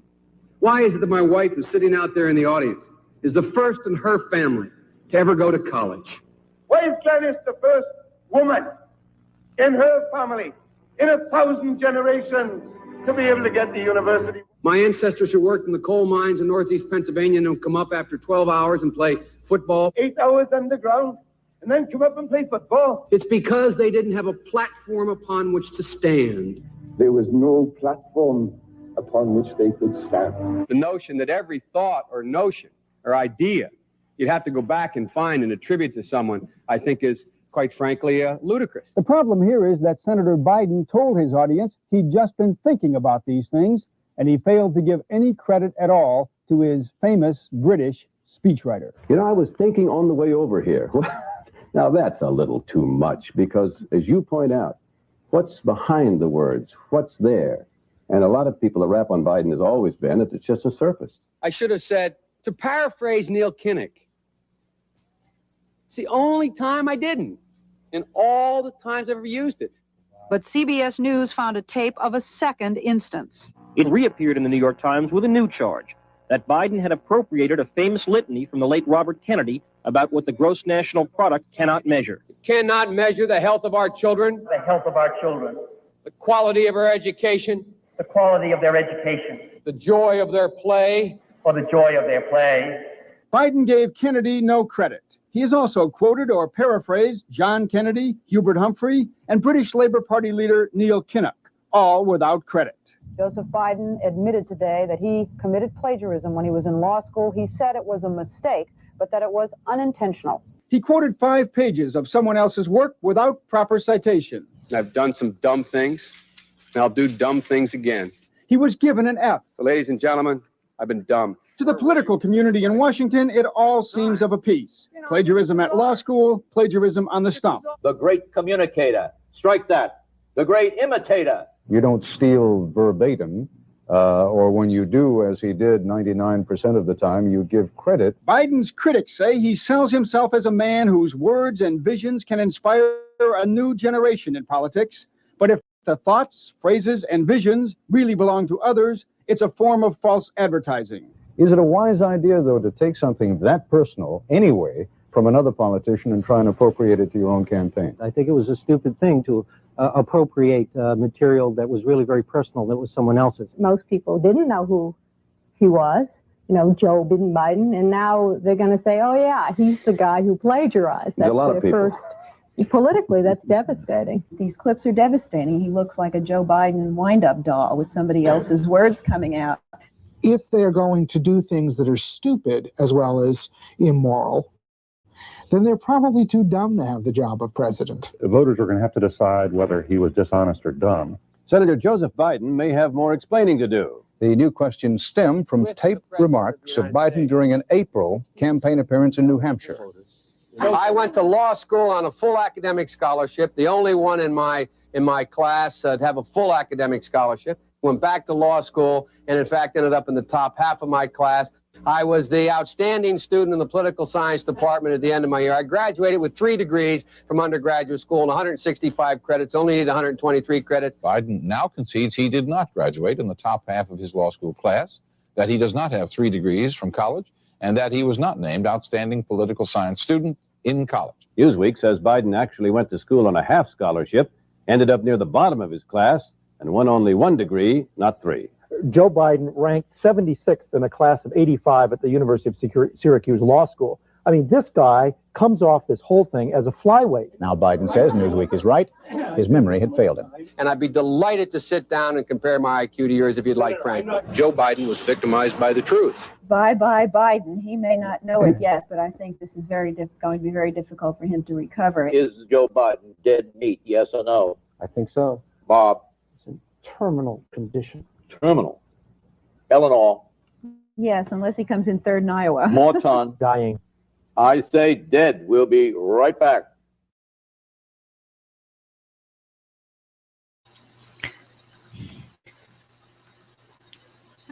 How crazy is that? That somebody can recover from that. And that existed. It exists all over. There's plenty of videos. And they rehabilitated the man. And 81 million people voted for him. Remember that. Like, the most ever in history of America voted for him. It's crazy. Allegedly.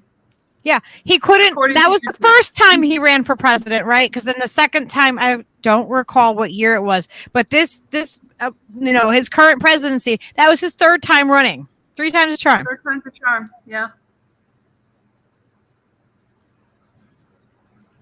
Bottom half of his class. The same as the top half. My cousin called me in the middle of that, and it was my came on the computer and everything. I'm like and I was like, I didn't mean to answer the call. My cousin Kara. I'm like, oh shit, what's happening? New guest. What do you think of Joe Biden? Like, what the fuck? I mean, like, how do they recover? How do you recover, like, from that kind of thing? Like, everyone knows that you're a fucking scam artist, that you're a plagiarist.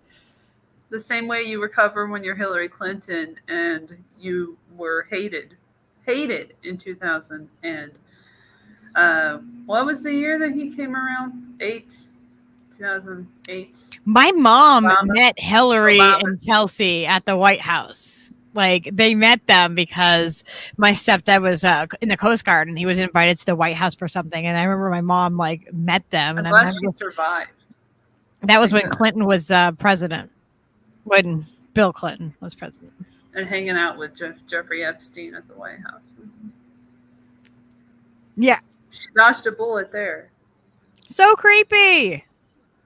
Yeah, it's just like they rehabilitated her. If you remember how much they hated her in 2008 when Obama was running against her. Like, it was insane. I think they were nicer to the guy who was running against both of them, John McCain. But, you know, they would say all kinds of shit. Like that dude who got crazy, Keith Olbermann, who went crazy during the pandemic. Like, he was out there even before that with the other stuff. TDS, he came down with TDS, one of the early TDS victims. But Trump derangement syndrome, in case you guys don't know. Correct. Anyway, he and the Russiagate and all of that. He was saying all kinds of shit. I guess I could send you a clip of him just tearing her apart, so we can get a reminder of that time and how they change the narrative at will. You know, depending on the puppet they have to push up. Let me do it. Keith Olbermann, Hillary Clinton. All right, I'll get it. I got this special comment. I think it was a special comment. It was about her being racist to Obama. Clinton, Obama, and her saying really racist shit. Let's see here. Oh dear. They really don't want me to find that. I'll have to look it up. You know how you have to kind of look up stuff? Maybe this is it. No, this dude looks like he's saying some shit in this one. Oh my God, Leanna, I saw that. I saw Pasta say that. Not happy about that. Keith Olbermann. I think I'm gonna have to call Pasta and tell him that we need to do a show on voting. I'm not seeing what you're seeing. Alex, did you see Pasta saying he's going to vote for a libertarian? So Pasta, the election integrity activist, is telling people to vote. I say, okay, well, voting didn't work. Who's just, not to get into it too far, but just I have a question. What do they do with all the votes that we get that they don't like? Right? If you vote for outside of the two-party system, what happens with those? Are those manipulated in any way? Do you know? Do you think that makes it easier for them to manipulate things? I'm just asking the question. I'm not going to answer it on YouTube. I think this is it. This is it. Okay, we'll share it. Okay, this is it. This is the comment. Let me go to the relevant part. Maybe like 4 minutes in, so we don't have to watch the whole fucking thing. But anyway, here it is. Coming at you. 5, 4, 3, 2, 1. There it is. So it's after the Fauci one. So we can go to the. Oh yeah, we can do that after. Yeah. No, the YouTube clip after that. Yeah, the last one that I put. Yeah, that's what I grabbed. Special comment. Yeah.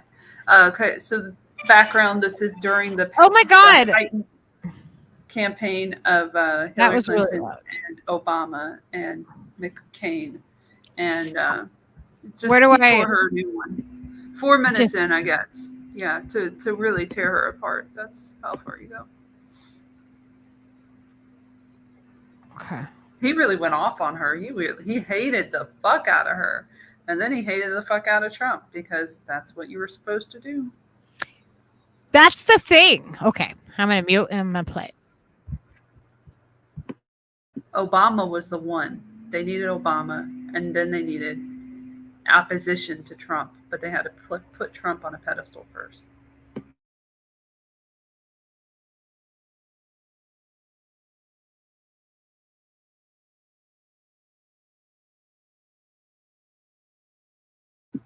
And remember that Bill Clinton had a conversation with Trump and convinced him to run for president. So that's important to remember. It's all connected. Folks. I couldn't hear what you were saying over that video. I didn't even see the video, so I don't know how that happened.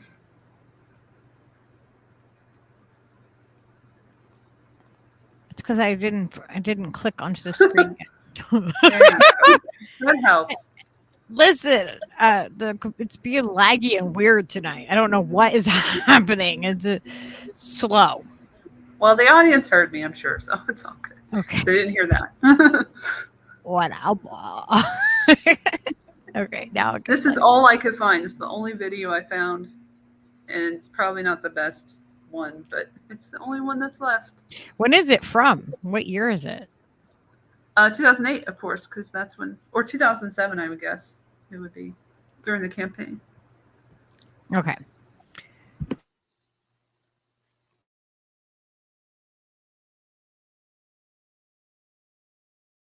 You should then call regrettable. Words that should police my campaign, and this is what I stand for, while she fires former Congresswoman Ferraro from any role in the campaign. No. Somebody tells her that simply disagreeing with, then rejecting the remarks is sufficient, and she should then call regrettable.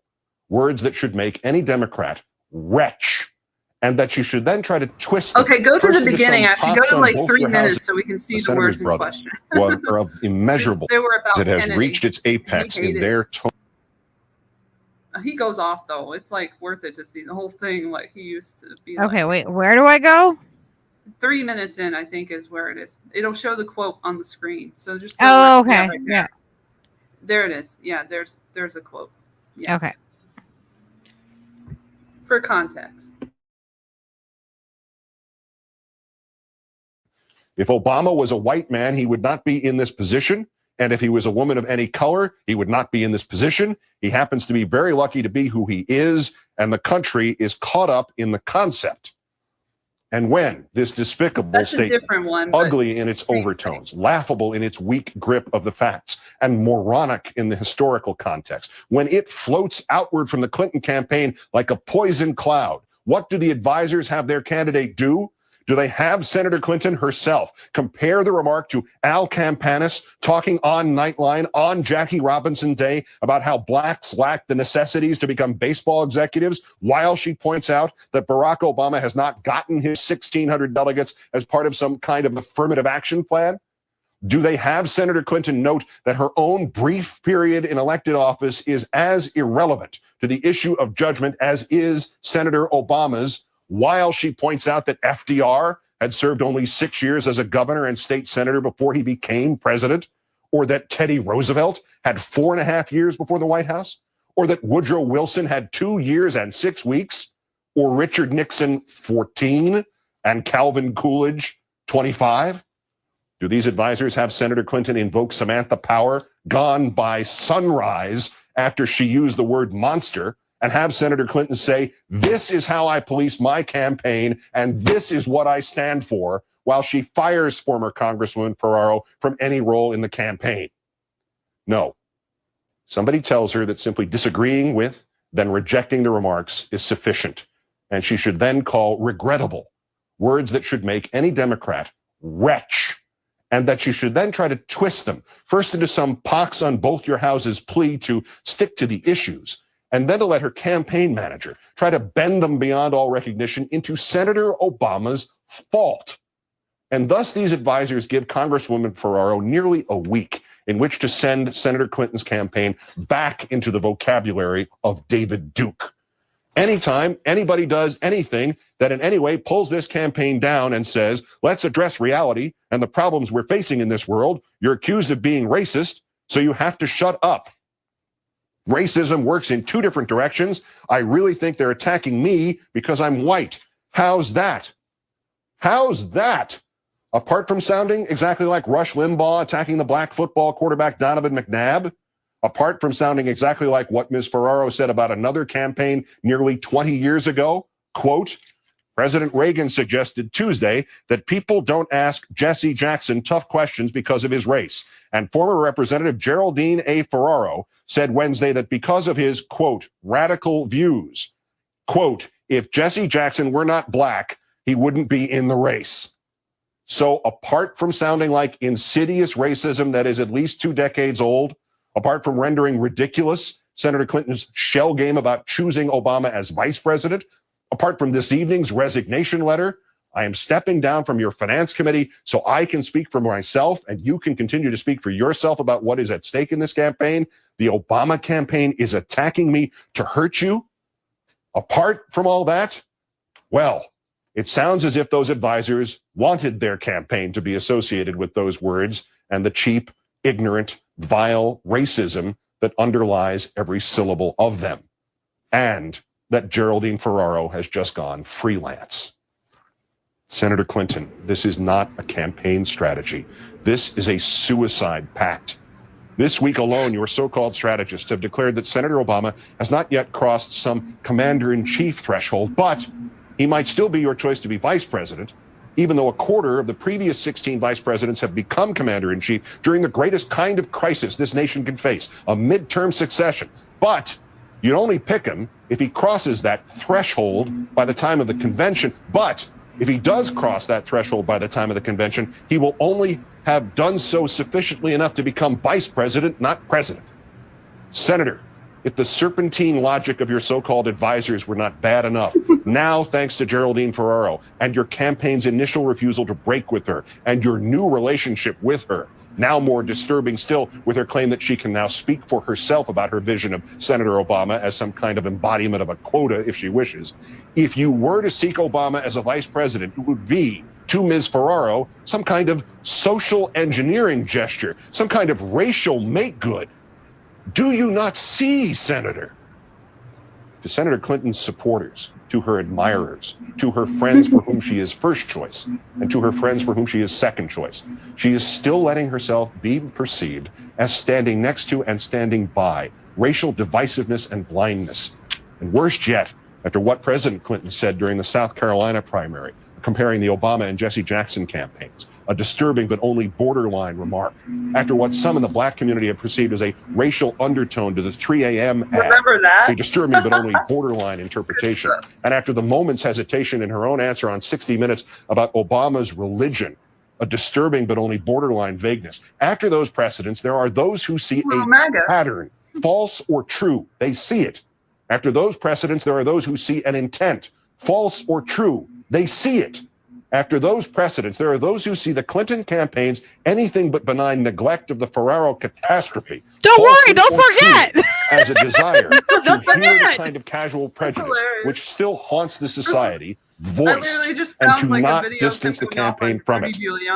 To not distance you from it, Senator. To not distance you from that which you as a woman and Senator Obama as an African American should both know and feel with the deepest of There's that personal virtue pain, signaling. which you should both fight with Wah, all you wah, have, wah. which you should both ensure has no place And in this this is the only clip contest I could ever. find because I can't find This the one Senator with Clinton is your campaign and it is your name. Grab the reins back from whoever has led you to this precipice before it is too late. Voluntarily or inadvertently, you are still awash in this filth. Your only reaction has been to disagree, reject, to call it regrettable.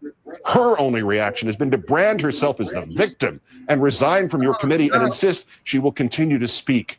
Unless, Senator, you say something definitive, the former Congresswoman is speaking with your approval. You must remedy this, and you must reject and denounce Geraldine Ferraro.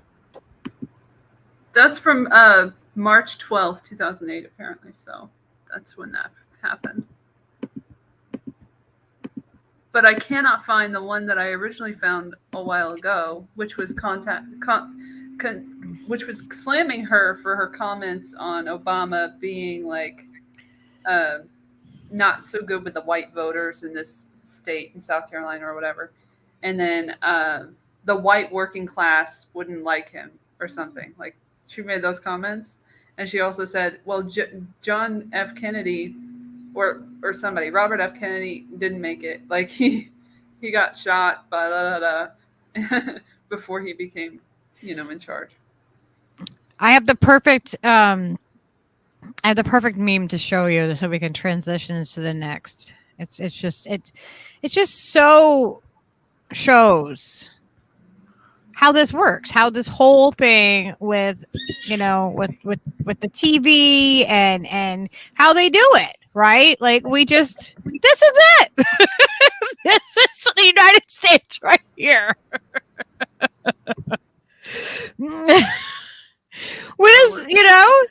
They listen to whatever is on the mainstream media and it cycles around and the world around us is just burning or on fire.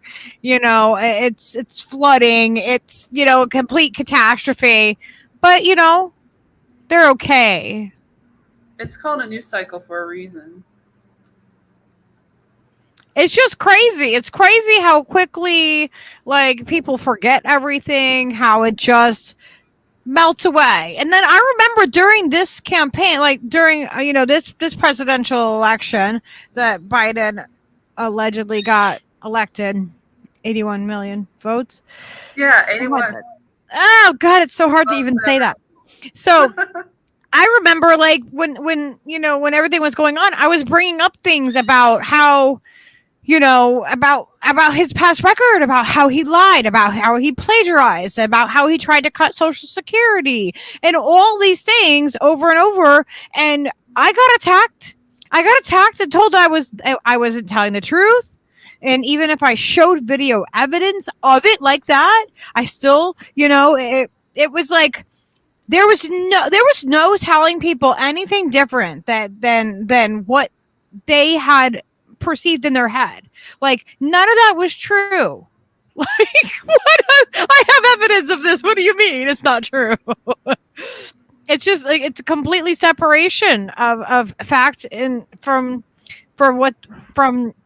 mainstream media and from people's circles. Everybody has their circle outside of whatever. And everybody kind of has, I guess, that echo chamber, and a lot of people don't question things. Like I didn't question things as much as I would have, as I do now. Like the amount that I question things now is tremendous compared. I always my first thought is, where's the evidence? Where's the, where can I verify this? Where can I get more information? Whereas before I would take information in and think that the person that is smart and intelligent in my life is telling me something that's true. And I would take that with a lot more, with a lot more weight to it. Whereas now I'm like, all right, well, I need to see it for myself. I need to see this. I need to understand this. I need to, I need the evidence to go with it. And it's just, That's what I felt like when you were reading the story article. I don't remember what it was called, about student debt. In the beginning, I was thinking that's great. I love anecdotal stuff, but it's not evidence. So that's why I would want to see. Well, it's still a human perspective. Human perspective still matters. It toes the line, but that's the thing is they'll have other things in the article that they're trying to say. With every article, everybody has their own approach to it. But that's why I try to employ articles with more fact-based content. But it's okay. It's okay to take an article that shows the human perspective of how people are being affected by it. Just because I can't fact check those ladies, I can't fact check their exact story because it's their story.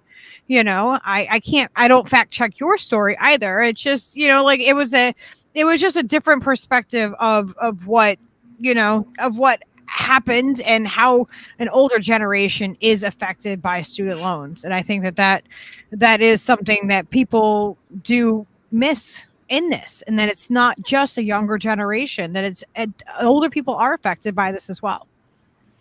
I agree with the premise. It's just the execution was a little laughable in parts, but that's to be expected from the New Yorker or what have you. Like, Got to take it for just like we do any other mainstream article. outlets.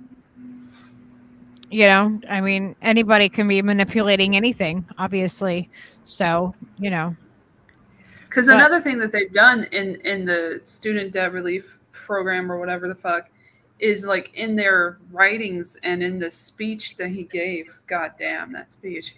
But he mainly says, you know, it was black families are in this position and that position. It starts to like make assumptions about skin color, which he will do because he's racist. Like, well, so it ties right into the Schumer thing. Like that article seemed to line right up with what Schumer says. He's like, yeah, it's gonna help these black families and, you know, people of color and this and that. But here's the thing too. I had another thing for that, but I can't find it. I don't know where I put it. I thought I had sent it over in the same file that I did everything else. There was a woman on there that was saying her personal story, that she couldn't get federal loans because she was an undocumented person. So undocumented people they can apply for private loans, but they can't go and get a FAFSA loan. So that doesn't affect any of the people. You know, like there's just like the so many different walks of life to this, and like it's being kind of lumped together in this group. Like, yeah, everybody's like identity politics times a million. They're trying to get a pat on the back for doing the least. But it really doesn't help certain parts of those communities. Like they are trying to make it out. Yeah. They pander to day. And they're not actually helping them in any way, shape, or form, and certainly not in an immigration way, because like the immigration situation is not any better than it was during Trump, during any of the other motherfuckers who have been president, including Obama, who had the most deportations and was known as deporter in chief.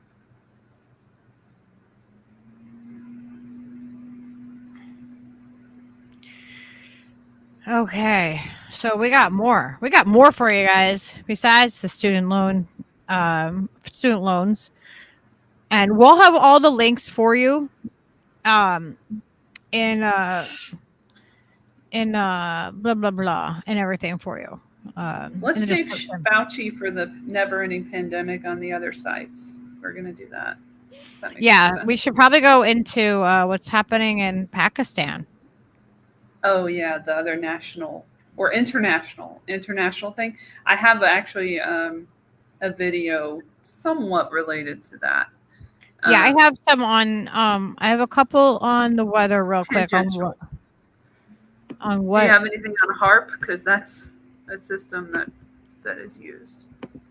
No, I didn't go into the system of it. I just went into what's happening there because it's being widely ignored throughout, the most part of the media right now. It is not being covered, the disasters that are happening. I've seen it. I looked up Pakistan in the Google and the YouTube, and I got a lot of shit. I reached out to a friend of mine that's in Pakistan, but I don't think I ever heard back from her before the show. I have to double check. A lot of mainstream media shit on it right now. And now NBC 3 hours ago did a report on it. They're getting onto it. They're doing their narrative. Yeah, I didn't hear back from my friend that's in Pakistan. I wanted to see, like from somebody that's there, like what can you tell me about what's happening? But no, I didn't pull up anything about the weather manipulation aspect of it, but I do have a video from Pakistan that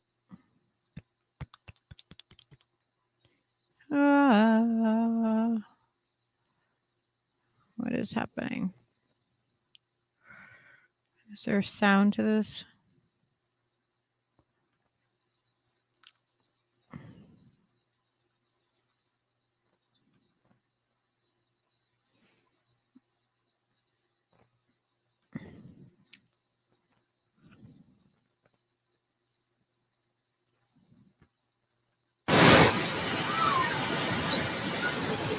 Kanji shirga ba. Kanji shirga chattunaga. Kanji shirga. Kanji shirga ba.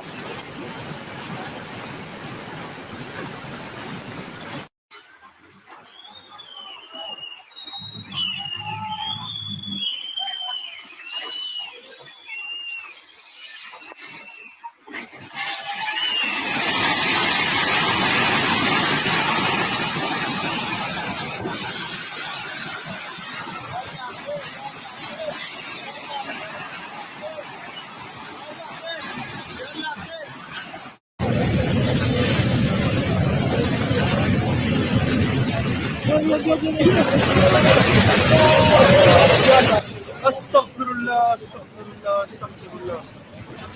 Allahu Akbar. Badal gofar aisi shira ho gaya. Kaisi se dui shiri gaya mula. Astaghfirullah, astaghfirullah.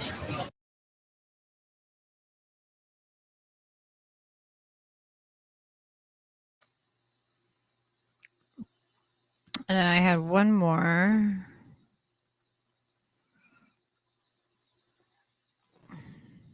Then I have an update on HARP because there's actually news.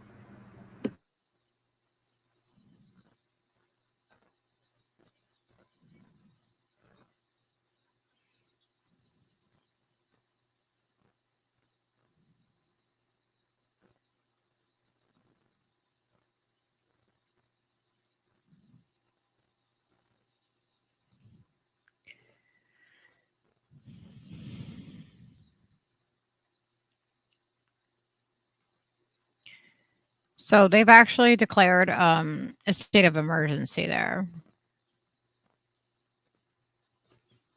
I have a Guardian article. I don't like using these guys, but like I don't. That's why I was reaching out to my friend to see if I could get, more information directly from them. It's showing up. Okay. So it says Pakistan declares emergency as floods hit over 30 million people. Authorities say that 900 killed and 220,000 homes destroyed in the worst monsoon rains disaster for a decade. And I believe this has a video with it too.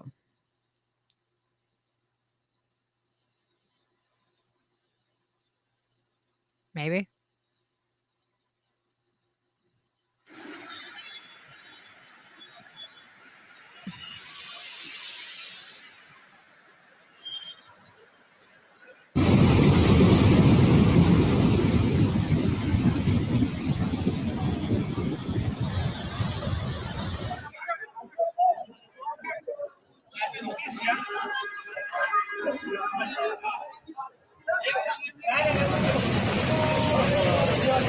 Astaghfirullah, astaghfirullah, astaghfirullah.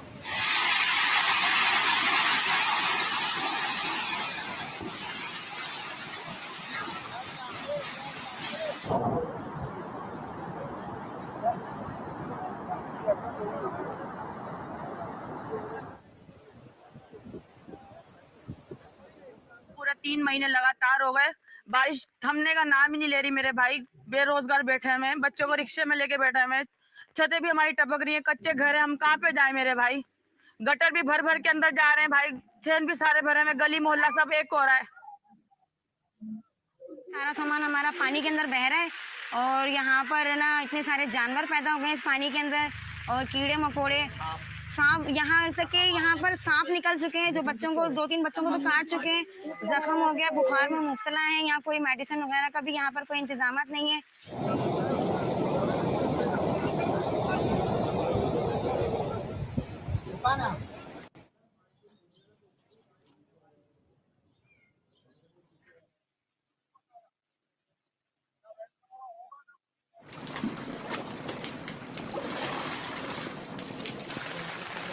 Government का बंदा भी नहीं आया। उसने ये भी नहीं पूछा आपके बच्चे बचे हैं या आपके गंदम बची है या आपका माल जानवर बचा है। हर चीज तबाह हो गया। खुद मैं अपना मदद खुद कर रहे हो, जो कुछ हमको नहीं मिला अभी तक। एक तंबू मिला हुआ है, वो भी हम मजबूर है कि कहाँ उसको लगा दे, बारिश है।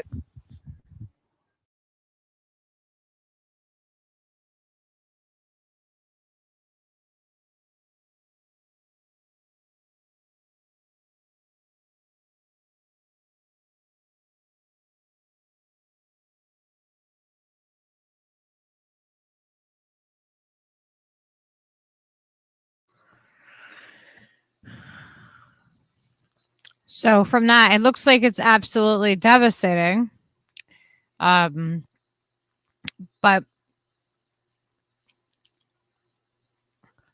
I haven't been able to get any verifiable proof from anybody that I know that's there. I don't know many people in Pakistan, but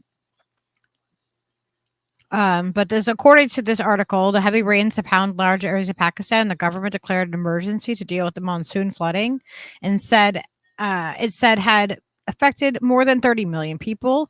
The annual monsoon is essential for irrigating crops and replenishing lakes and dams across the Indian subcontinent. But each year, it also brings a wave of destruction. The National Disaster Management Authority, the NDMA, said on Friday that more than 900 people have been killed this year, including 34 in the previous 24 hours as a result of the monsoon rains that began in June. Officials say this year's floods are comparable to 2010, the worst on record, and more often than 2,000 people died and nearly a fifth of the country was underwater. I've never seen such huge flooding because of rains in my life. I mean, this is a country that doesn't have a lot of, strong infrastructure already. I mean, and this wipes out all their crop. What are they gonna eat? So 2 million acres of cultivated crops have been wiped out alone, where many farmers live hand to mouth and season to season. My cotton crop that was sown on 50 acres of land is all gone. Oh my gosh. The climate change minister right here said Wednesday it called the floods a catastrophe of epic scale, declared emergency, an appeal for international assistance.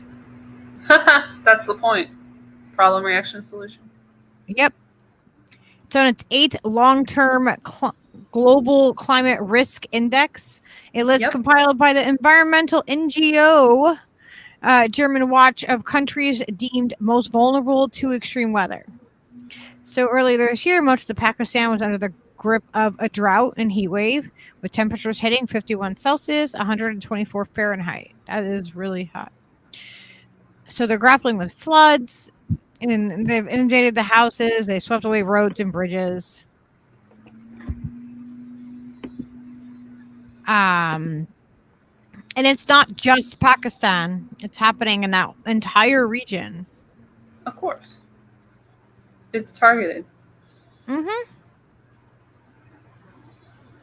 There's also a left for that, but I'll get to that.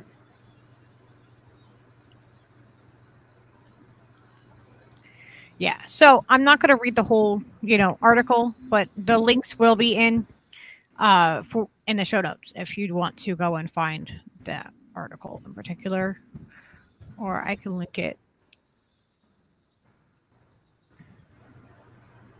I can do a little update on the HARP because I found one interesting article about that, about what they're doing. Oh yeah, that would be good to know. Okay, so I'm going to share it in the chat, but it's hard to access unless you do the whole thing where you do your mobile and then do it in the reader mode. So I'll put it there for the people. So you won't be able to see it, but you can look at it, I guess. Lucky. I'll put it for you for the notes or whatever. Yeah, but you won't be able to see it, so I'll read it for you. It's very quick. So basically, HARP is holding a public open house Saturday. It says in this article. Let me see what board, what it could be. What year? August 25th, 2022. So this is pretty recent, just a couple days ago. So this Saturday, they're holding a public open house, and this is from, what is this motherfucking website? News Miner, Daily News Miner, a local outfit in Fairbanks, wherever the fuck that is. Okay. Real helpful. Anyway, it says, want to know how scientists learn about Earth's ionosphere, the region between Earth's lower atmosphere and the vacuum of space? The public will have that opportunity Saturday at open house of the High Frequency Active Auroral Research Program. The facility, widely known simply as HARP, is in Gakona. This event will provide an opportunity for members of the public to see this world-class research facility firsthand and to learn about the science questions the facility seeks to answer. HARP attracts scientists from universities, government, and the private sector, and also conspiracy theorists. But okay, which is why that comes up when I look up HARP. You immediately get like, it's conspiracy theory and blah blah blah. Their head is in the clouds. Blah blah blah. All these stupid articles. But what was that? Gakona. I already forgot what it said. Gakona. What the hell was that? Let's find out where that is. Gakona. Ooh, if we look up HARP and Gakona, maybe we'll get some. Alaska. It's in Alaska. I'm sure someone probably knew that. Oh, heart? Yeah, sorry. I didn't realize what you were asking. I spaced out for a minute. I was looking at the chat. I was distracted. Oh. Anyway. Yeah, heart's in Alaska. Yeah. It's in Alaska. Yeah. So it's going to be in Gakona, and they have a little more information on this website. So I'll just put it in here because they talk about the open house on the website, and we like to go to the source here. I don't know what you're laughing at. Oh, look okay. at Little said. Yeah. Yeah, I saw that. Thank you very much. Appreciate that. So I put that in the private chat so we could look at the source, so we have that material. What, for heart? Yeah, the open house. So we know that website wasn't lying or anything. I do my due diligence. It's on their front page of their about page, I think. Yeah, the University of Alaska Fairbanks invites the public to join the 2022 HARP Open House in Gakona, Alaska on Saturday, August 27, 2022. The event provides an opportunity for the public to see this world-class research facility firsthand and to learn about the science questions the facility seeks to answer.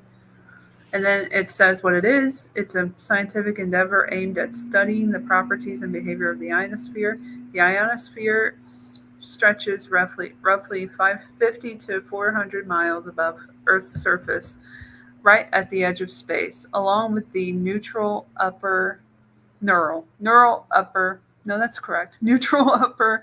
atmosphere. The ionosphere forms the boundary between Earth's lower atmosphere, where we all live and breathe, and the vacuum of space, per NASA. The operation of the research facility was transferred from the United States Air Force to the United States University of Alaska Fairbanks on August 11, 2015. You might not have heard of that. Allowing HARP to continue with exploration of ionospheric phenomenology via a land use cooperative research and development agreement. HARP is the world's most capable, high-power, high-frequency transmitter of the study of the ionosphere. Doesn't do anything bad.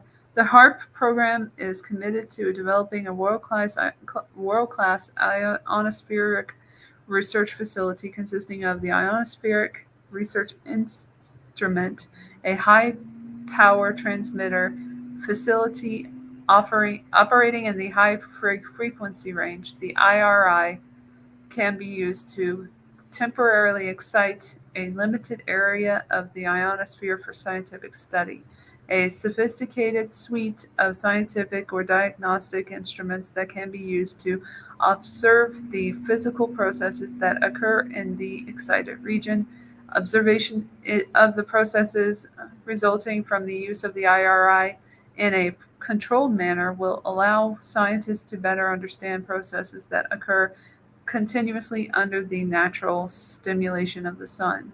Scientific instruments installed at the HARP Observatory can also be used for a variety of continuing research efforts which do not involve the use of the IRI, but are strictly passive. These include ionospheric characterization using satellite beacons, telescopic observation of the fine structure in the aurora, and documentation of long-term variations in the where's that? Ozone layer. So then they talk about what HARP is, and they show all these documents and stuff. So that's what HARP is. HARP has been conspiracy realists kind of like wet dream, really, because you can make all kinds of things happen in your head with this technology. Yeah, it's an ideal location for deploying synergistic instrumentation for studying radio and space physics. Investigators interested in deploying diagnostic apparatus, including radio receivers and radar, LIDAR, I don't know what the fuck that says, optical imagers and spectrometers, and thermometers are encouraged to contact the HARP ionospheric and radio science laboratory at blah blah blah blah blah blah, or call them. You can call them and ask them what they're up to. I'm sure they're totally give you that information. It's not top secret at all. Yeah, it's just totally normal. It's just the college has it now. They need to update their website. They haven't done any updates since 2021. Get with the program. How could that be? Because we have this update here. So maybe they haven't updated like the whole website since 2021, but they've updated with that information about the open house. So good to know that they're having an open house. I guess they're going to go the WEF route now and be very open and publicized, you know. Look, we got all these little categories here: research campaigns, research support services, FAC. I like to call it FAC. I'm sure everybody does that. But if we click on research campaigns, let's see what they got going on. I'm curious. Let's see here. Oh, they don't tell me anything. Cool. Oh, no, they do. Never mind, they do. They have little presentations. Look at that. They got little presentations at the end. Oh, which one? Of their campaigns. The research campaigns part. Which one? And they'll show you like these, the middle one. This here in the middle. What? No. Yeah. This? Next to observatory vision. No, at the top. At the top. I got mad at you. I'm sorry, but like go into the top. I wasn't looking. Research campaigns. Oh, okay. Now that makes sense. I'm like, what are you talking about? I'm like, well, I was looking at the actual page. My bad. So if you go down, they'll show you like the campaigns, but you can't like click on them and look at them. So I don't know why they did that. It's kind of stupid. Like we have campaigns. See, we're being transparent. You can't read them. See them. Look how creepy it is. Do any video about them, but like, yeah, we have them. Look, see, look at that. But you can get you can get merchandise. Yeah, merch. We want merch from the University of Alaska Fairbanks. Really? Just like Area 51, they have Area 49. Are you kidding me? So funny. Make it work, I guess. You can buy a collector's coin for Area 49. Are they trying to make this like Area 51? Yeah. Are you kidding me? They're going to have like a takeover like they did with Area 51. It's going to be like publicized. The HARP takeover. The HARP takeover. You've heard it here. I don't know if it's first or not. But It's the Geophysical Institute store, buddy. Yeah, boy.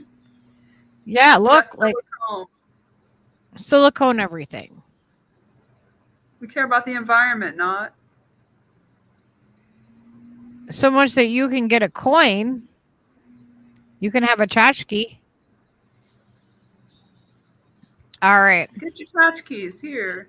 I bet in the facts they talk about the conspiracies. I bet they do. They're so fucking predictable. Go to the FAQ, the FAQ. Frequently asked questions. I'm curious. What is HARP? What is HARP used for? Who owns HARP? Yeah, who does own HARP? Why don't you tell me? You gonna tell me? You're not gonna tell me. Let's see who owns HARP. Let's see who they say. Air Force Research Laboratory. Sure. I believe you. Wait, look at this. It says, New Mexico, University of Alaska, Fairbanks. Wait, what? Well, that's how many. But then it changed over, remember, to the University of Fairbanks. University of Alaska, Fairbanks. Yeah, right here it says at the bottom. In August 2015. How does it work? I would like to know.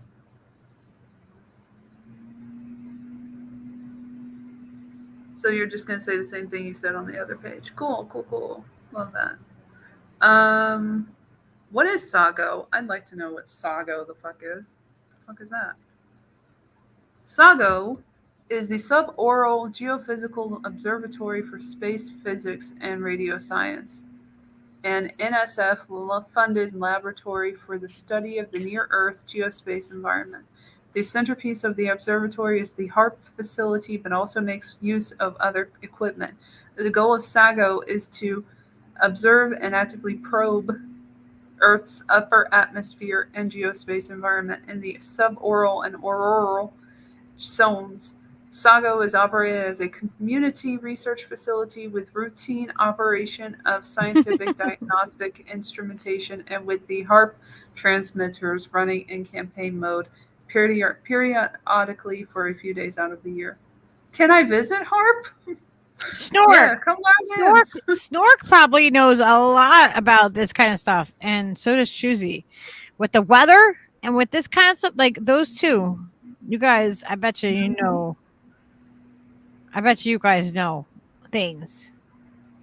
But like I said, what other show is going to show you a webpage for HARP and talk about HARP, like legitimately, like what they call themselves? Not many.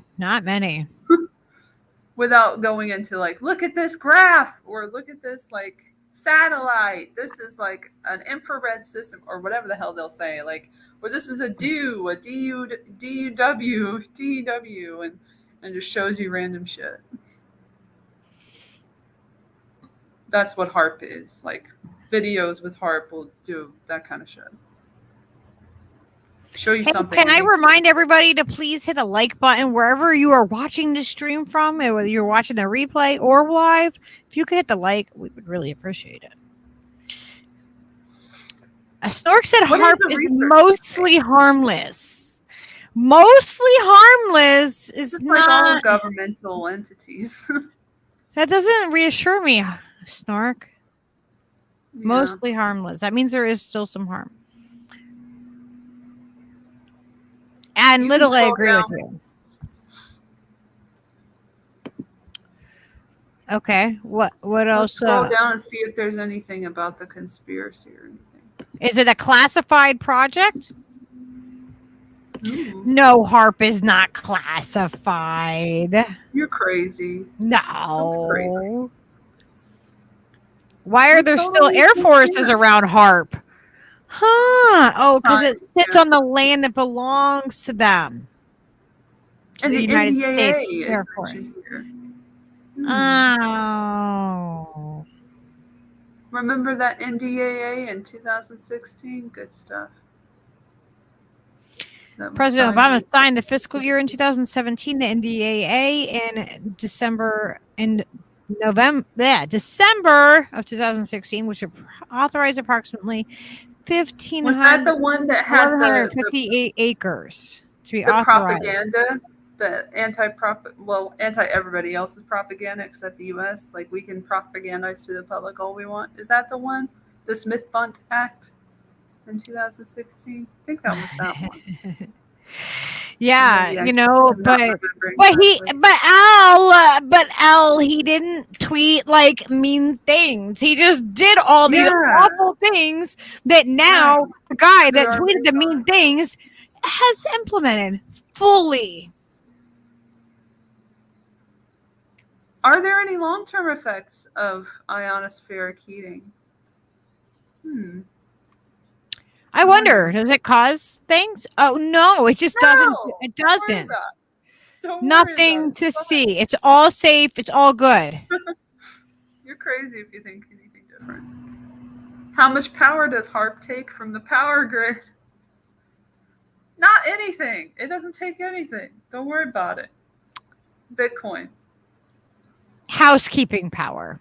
That's it. Whatever that means. Used for lighting, heating, and computers from the local power grid.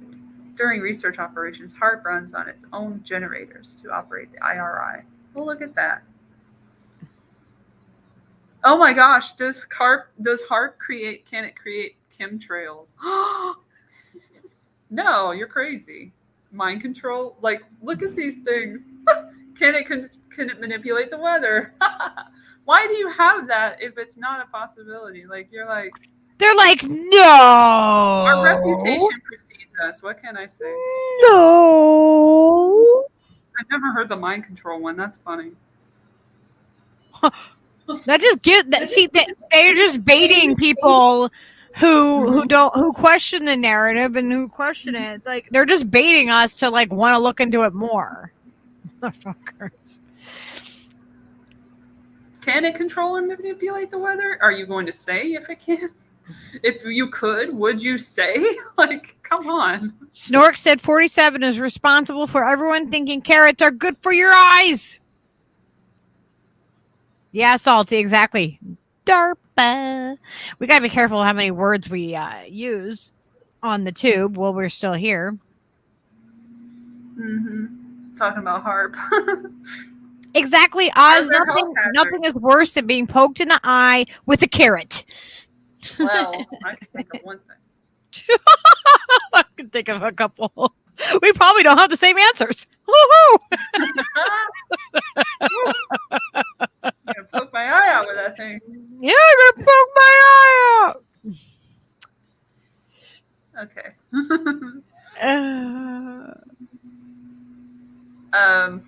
Anyway, we got rid of our microwave. I got rid of our microwave. I couldn't do the microwave.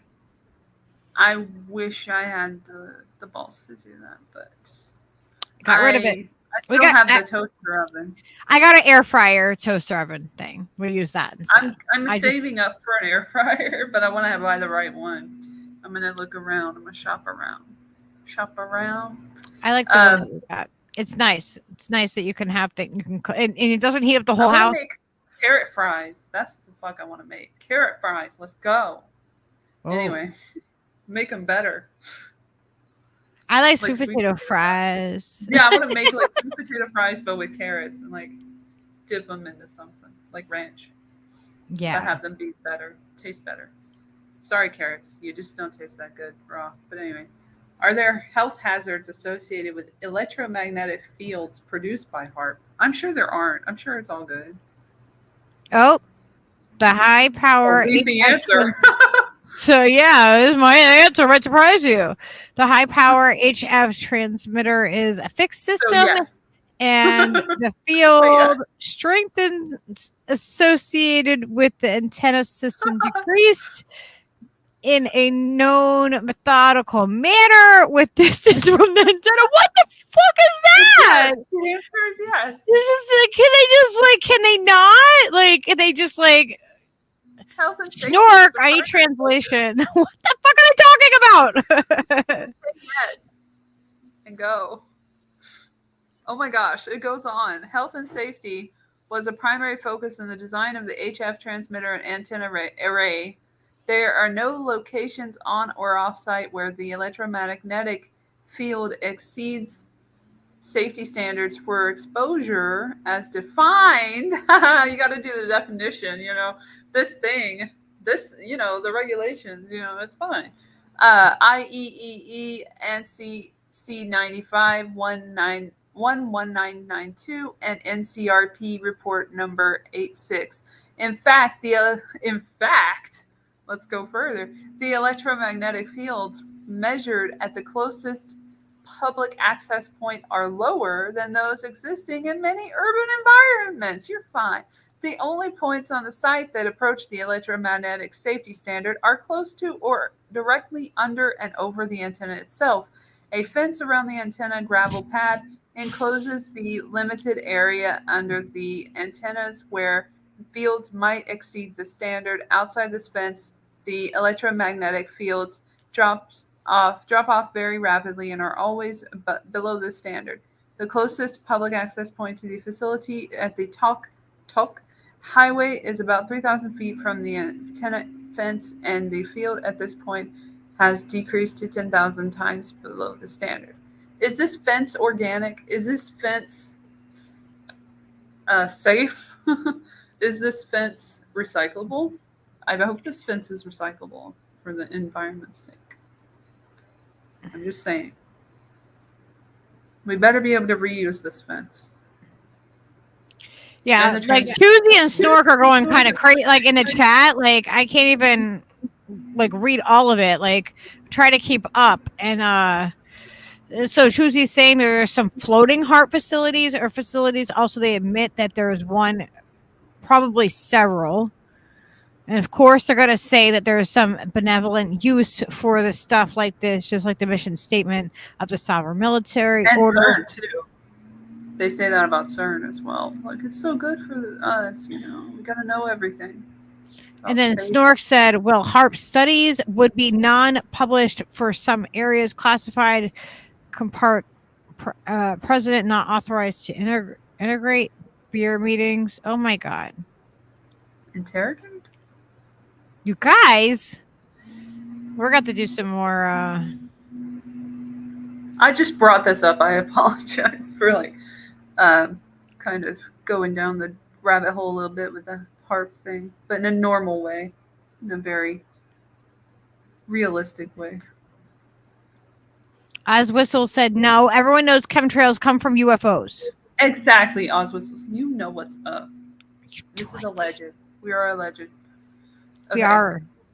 But can they mind control people? Like, that's what I really need to know. I know. Choosy and Snork, we're gonna have to do a whole thing on this because you guys got some information. And I need to know. But do they say they can manipulate the weather? I would like to see if there's a no or a lengthy answer for that one. No. Period. Of course not. No. Radio waves in the frequency ranges that HARP transmits. Let's do an addendum to that. No. Like, we'll say no, but then we have to explain why.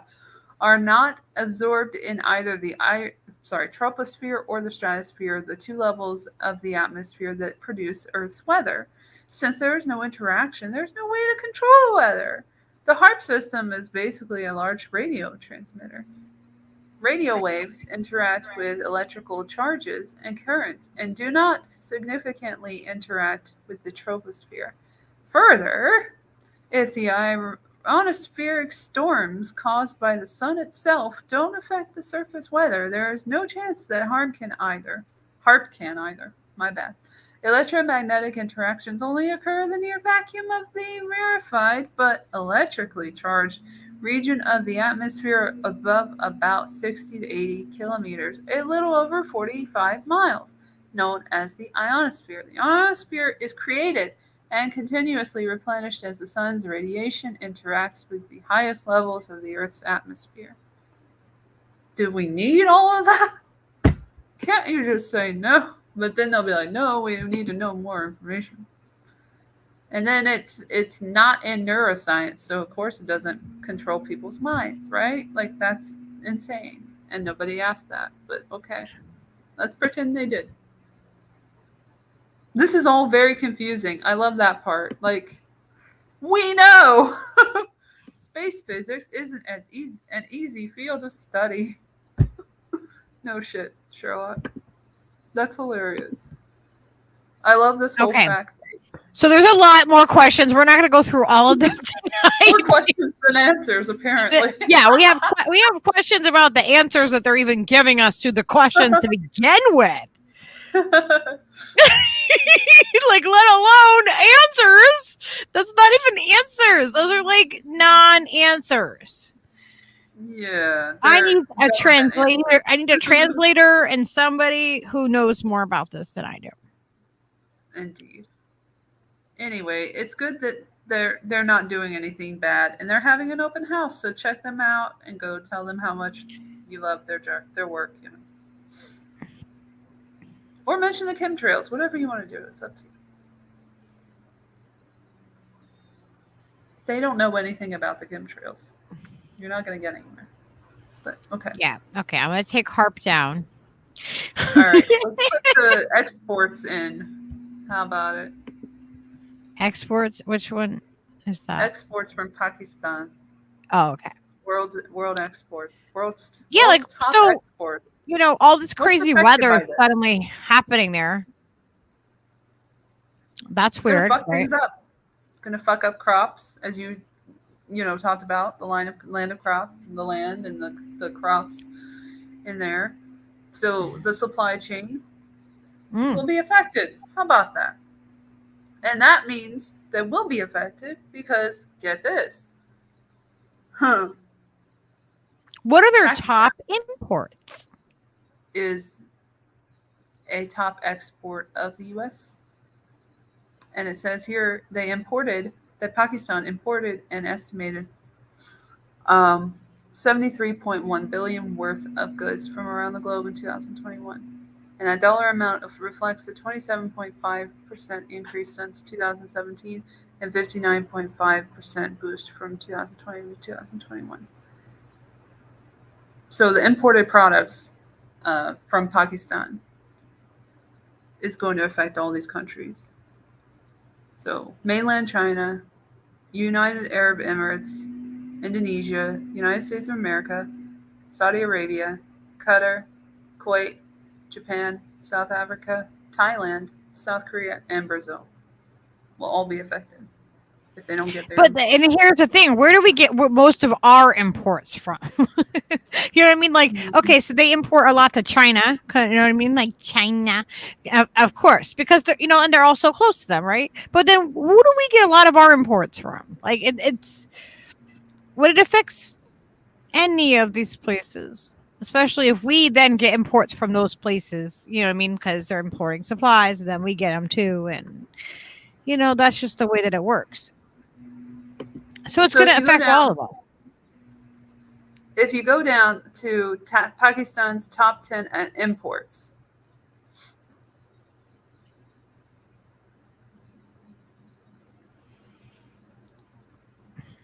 the following product groups represent the highest dollar value in Pakistan's import purchases during 2021. Also shown is the percentage share each product category represents in terms of overall imports into Pakistan.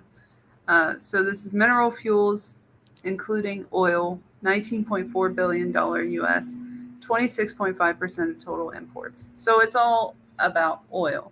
So they won't be able to get oil, which will affect them greatly. As in many conflicts, we have oil at the center of the problem. Now, the supply chain issues. And it's a high percentage. I mean, that's the highest percentage, 26.5% of total imports. And then you look down, the next one is 8%. So, I mean, like, it jumps from 26.5% to 8.2% is the next highest. So, like, that just shows how that's a quarter of it, more than a quarter of it already off the bat is just oil. That's big. A lot of this is about oil. Petroleum oil, petroleum gases, crude oil. That's all of it. Like coal, some coal.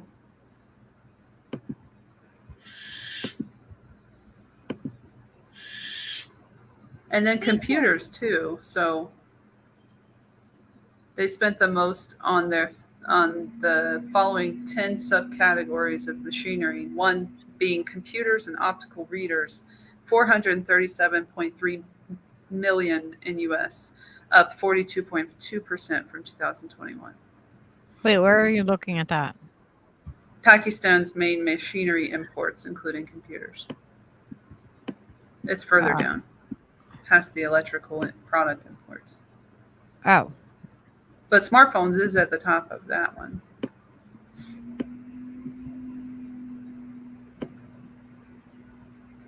But mainly it's oil, like, is the number one import.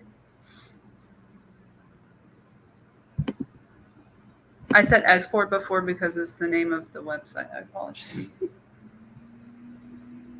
Oh. They're having a lot of issues, so they're going to have trouble getting this.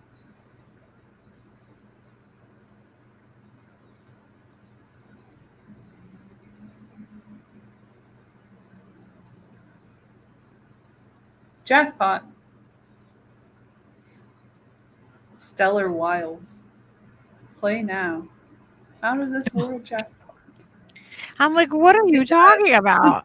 I'm like, what? What am I missing? Elvis. I missed the Elvis thing. I'm not going to watch the Elvis thing. But thank you, Internet.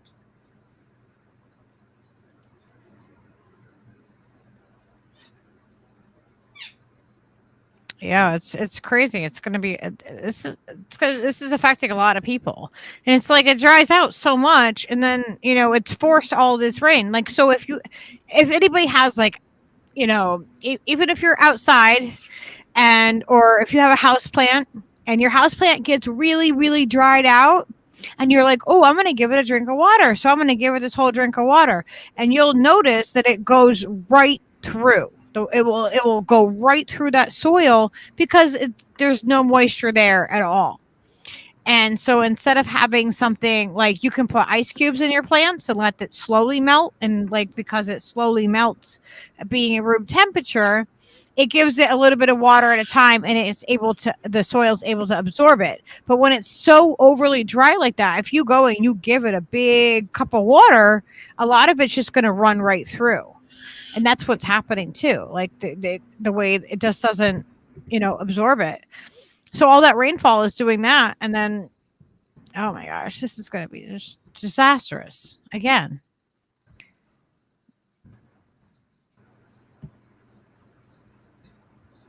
Yeah, they've been talking about the economy in Pakistan in like WEF circles for a long time. So I put in there in the private chat the WEF search thing. Where is that? I don't know where that is. I don't know Never where mind, it is. maybe I didn't put it in. I'll put it in now because I forgot to. But you do a search term. You do the search term as Pakistan and you get all these results because they've been fucking with Pakistan for a while. And Imran Khan, the previous, what the fuck? My bad. That was a mistake. I don't know how I did that. The previous prime minister, of Pakistan went to a WEF meeting and did a little speech. But this is I put in right there the search engine. So you see all the articles. You can just scroll down just to see how much they fucked with Pakistan. Deanna, he does do the best. He does. Jamie Foxx does the best impression of Trump ever. I don't think I've heard it. I've only seen him like God. It's Charlie. Fantastic. I mean Ryan Charles. Dang it, Ray Charles. God. I forgot his name for a second. Then he did a shitty movie about Ray Charles. That was unfortunate. I said what I said. Anyways. Why does everything want to use its cookies on me? They think you're hungry. We don't need no Cookie Monster. Drew, tell them to go away. That's how they get you. That's how they get you. They call it something cute, something sweet, like cookies. Yes. Trackers is what they should call it. I know, Okay, so if right? you scroll down, you'll see all of the articles. It's insane. They're all up in. Yeah, look at how many results. 11,900 results. You might as well be on Google. No, you might as not. But you get the point. No, because after page 43, I think on Google, there's no more. There's no more information. Go try to search something. I don't use Google, but go to try and search something on Google, and you will find a wall. You will find that you get to page 43, and you're not getting information. Let's just jump to page 10. Let's see. Yeah. Oh, we got an agenda contributor from Pakistan. Allegedly. Maybe not. So there's 10 pages. And this is in the agenda section, by the way. They have agendas for all the countries. And you can see what their agendas are.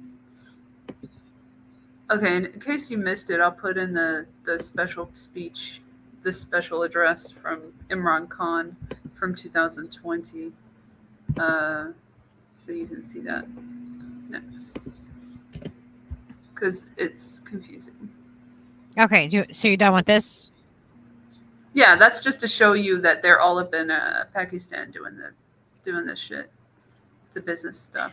So if you go to the YouTube link that I just put in, we can look at the end of this speech with Berner. I forgot his name. The guy behind the forum, who's not Klaus, the other guy.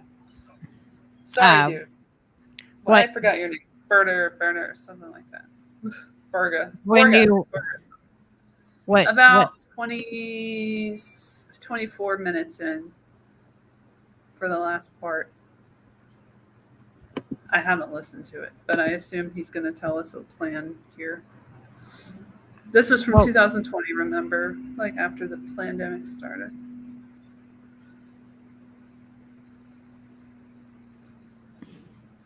Davos, 2020.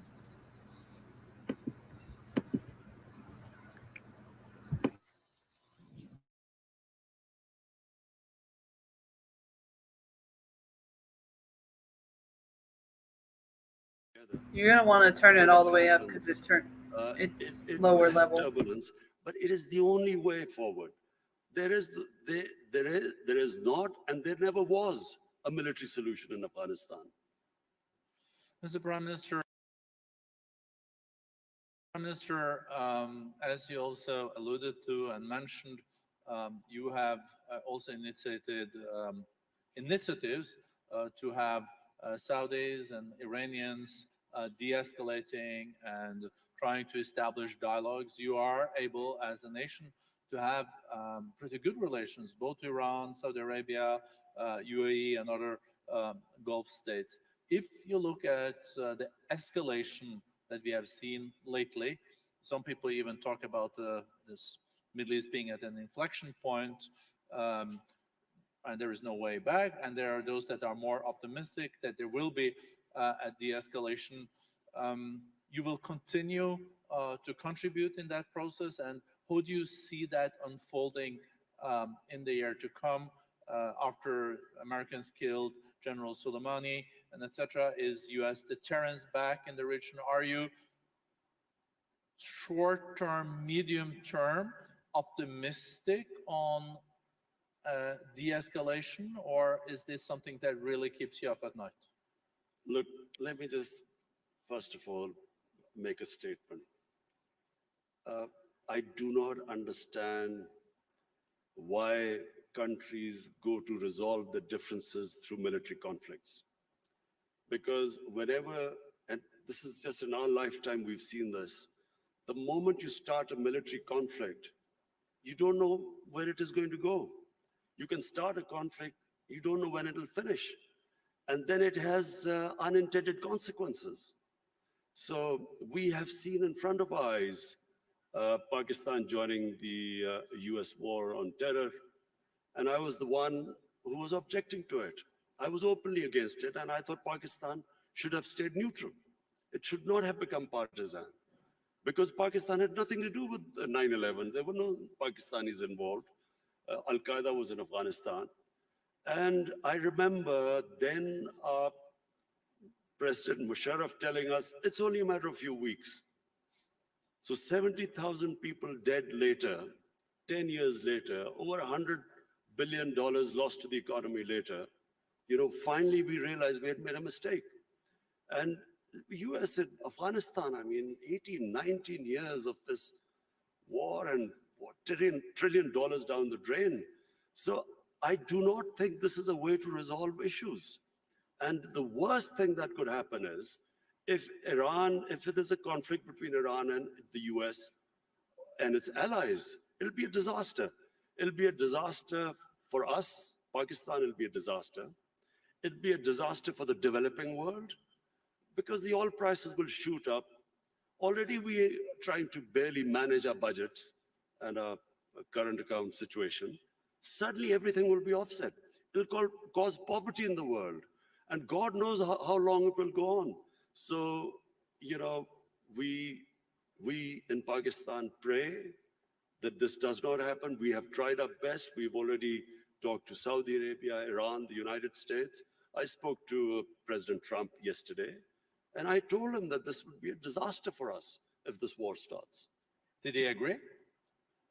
He didn't say anything. You can share with us. It stay in this room. No, I'm serious. He didn't say anything. But I think it will stay in this room. I think he understood, because this would be, in my opinion, it'll be insanity. Because this is crazy. Afghanistan is still not resolved. It's so they're so flippant about these things.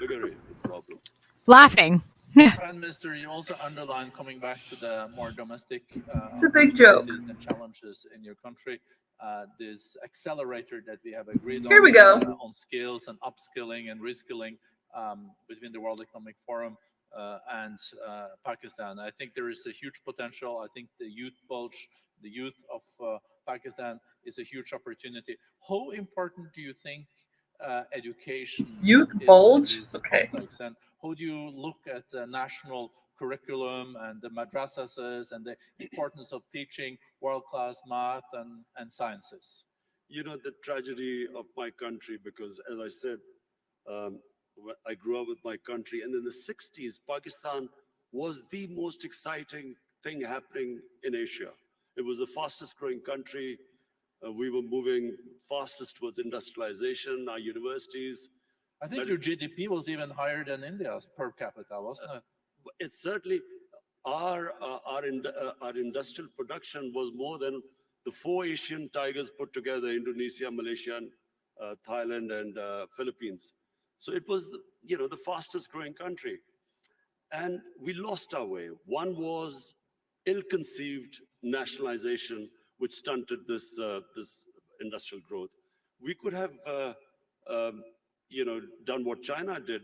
They created wealth, and then they used the wealth to lift the bottom tier of the population. But yeah, because that always works. The rich got richer. It didn't mean that we should have stopped, this industrialization by nationalization.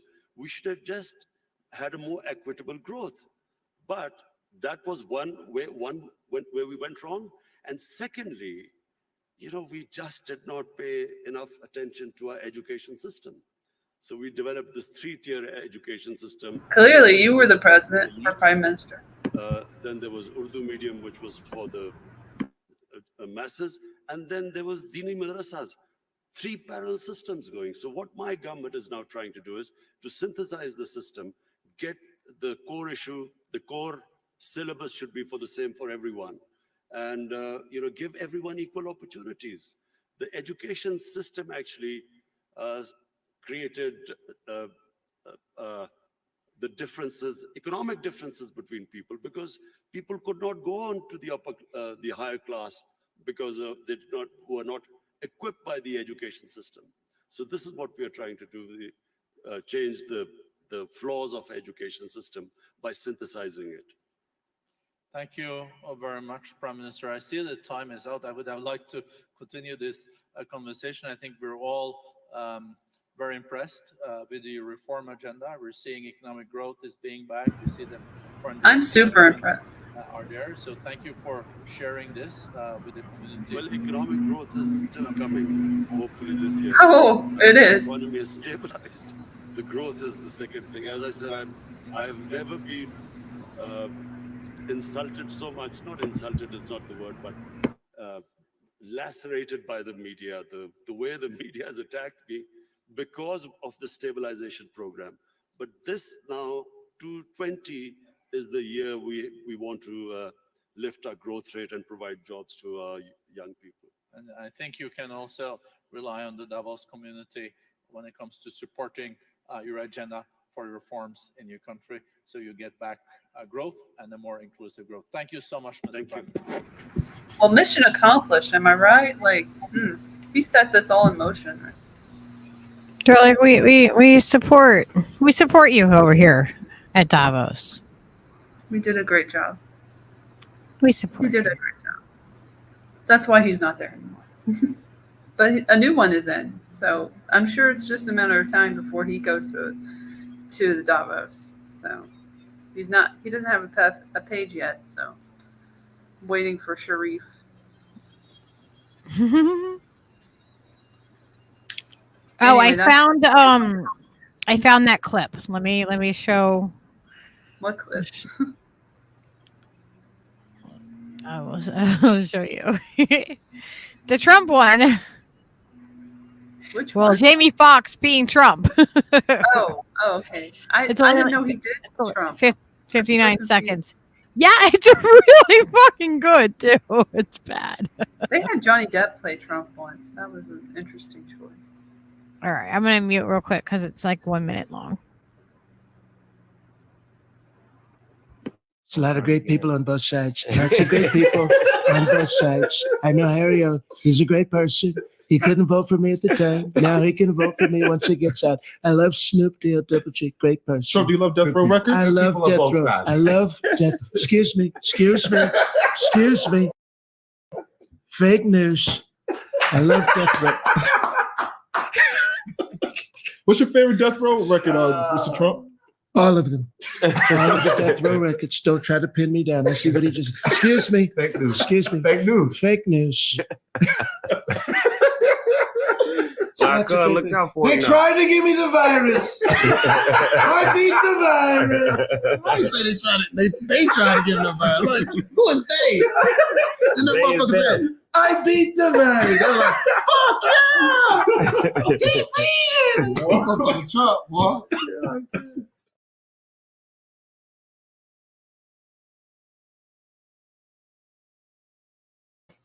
He did such a good job. Like if you didn't see the video and you just heard that, you would be like, "What the fuck is Trump?" That was really good. Yeah, it's the best Trump that I've heard. If he weren't such a, associated with certain people, including Tom Cruise, well, I guess he's not associated with him anymore, except his ex-wife. But anyway, I mean, I have met him. I forgot to say, I definitely met him, so I don't want to be too harsh. But I don't think he hangs out with great people. But that's Hollywood for you. A lot of them don't hang out with great people, or they think they're great and they're not great. But like, maybe they know them better than we do, so I don't want to judge. So yeah, that's how I'll put it. But I just want to say, what did I want to say? I forgot what I wanted to say. Jamie Foxx is okay by me for now until anything comes out that will have me second guessing that. Who knows? These I hope motherfuckers, like, it's always something. I hope he stays as far away from Scientology as possible. I think he and Kate, if they are even together, I don't even know what happened with them. Whatever, they've smashed. But anyway, Katie Holmes. But I hope that he's stayed out of that crew. It doesn't look like he hangs out with all those people, so that's cool. Not the culty people. But I think he likes the Democrats. And I don't know that that's true, but I think he probably does. But a lot of them do, so it is what it is.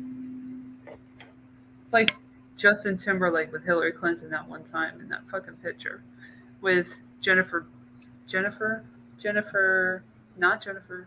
Biel, the less talented one. So she, it seemed like she roped him into the picture, the selfie with Hillary Clinton at that time, 2016, circa, on the Twitter. And that's embarrassing for someone to do. But when you're whipped, I guess. I guess you do a lot of things that you wouldn't normally do. But he did that song Supplies, so he's fucking weird and Illuminati adjacent. I said it. Justin Timberlake is weird and Illuminati adjacent, but his last album sucked balls and it did not do well. Man Out of the Woods. I've listened to it, unfortunately. I can judge it. But Supplies was a mess and full of Illuminati imagery. If you watch that video, like, and before the pandemic, and there's some pandemic kind of imagery seemingly in that video as well. And supplies. Don't we need supplies now? We're going to need supplies. That was what the song was about. So, I have a couple things, but I'm sorry. I don't know if they're completely. Can we talk about? Are we staying on YouTube?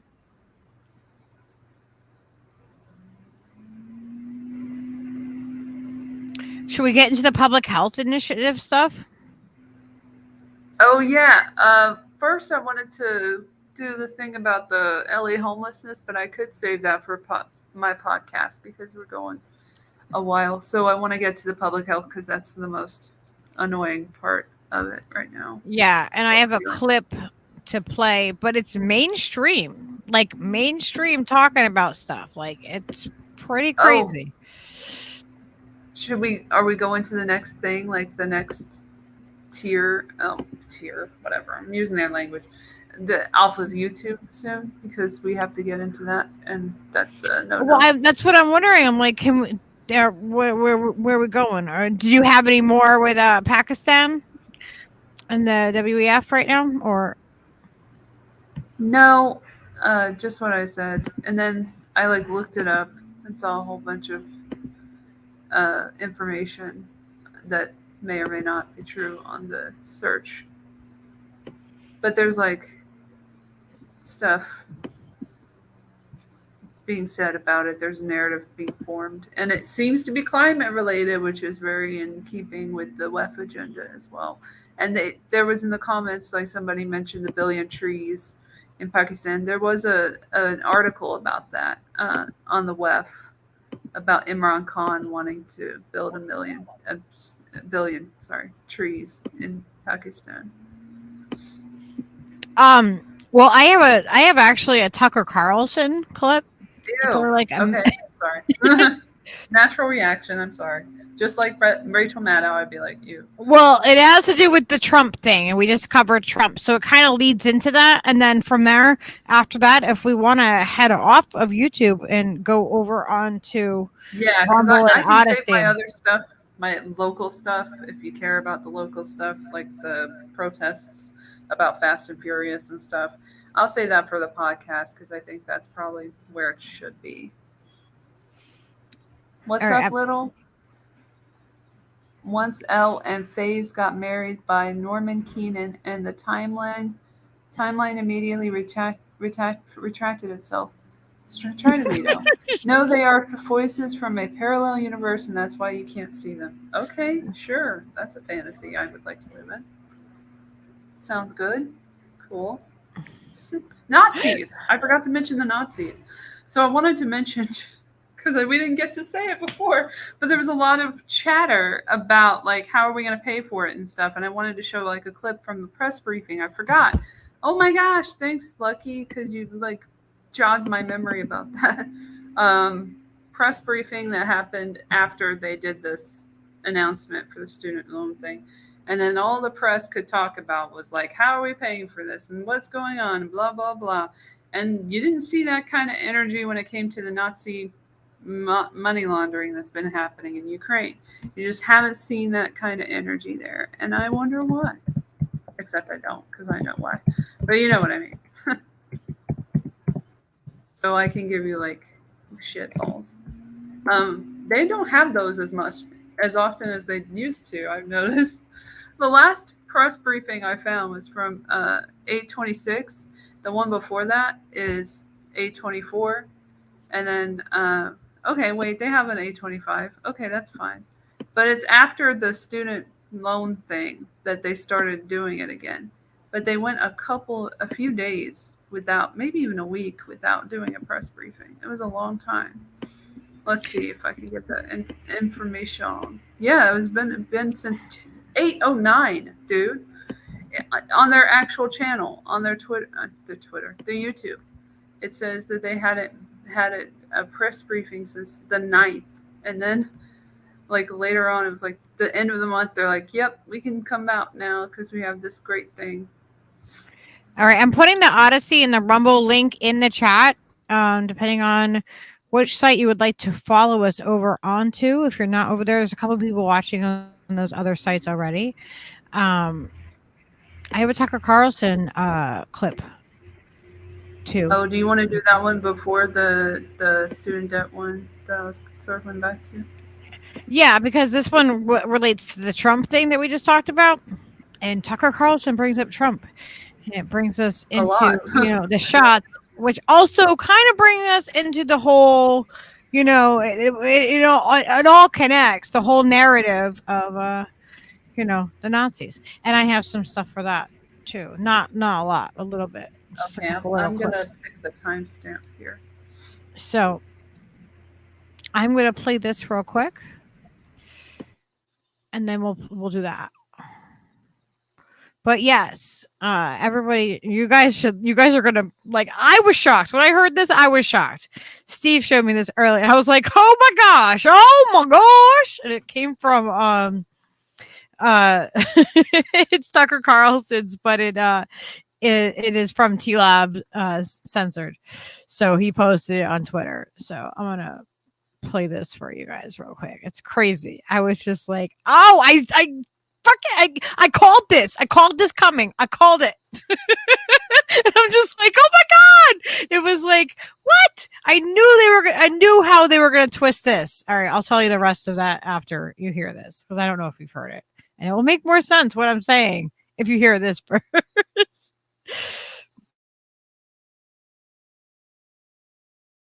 God, it's over now. Now that we can blame Donald Trump for the vaccine, we can finally tell the truth about the vaccine without being fired or attacked or thrown off the internet. We really should have thought of this earlier because it feels good, the freedom of this.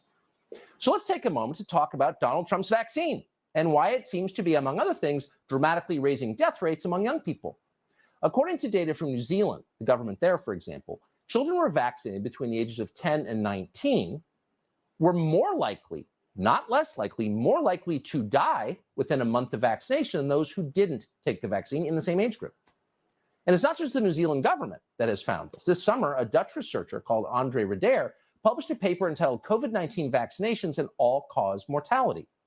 The research analyzed hundreds of cities and towns. What did it find? Quote, "We could not observe a mortality-reducing effect of vaccination in Dutch municipalities after vaccination and booster campaigns. We did find a 4 sigma significant mortality enhancing effect during the 2 periods of high unexplained excess mortality." Oh, so the data suggest, don't prove, but suggest the vaccine may be killing people. Unexplained mortality is also on the rise in many other countries, Australia, England, Wales. But as Alex Berenson reported on his Substack recently, the Canadian government is seeing a similar problem at huge scale. As of this summer, people who took Donald Trump's vaccine in the Canadian province of Manitoba are roughly 50% more likely than the unvaccinated to be hospitalized or die from COVID. Again, to pause. How bad is Donald Trump's vaccine? So bad that people who take it are more likely to die of COVID.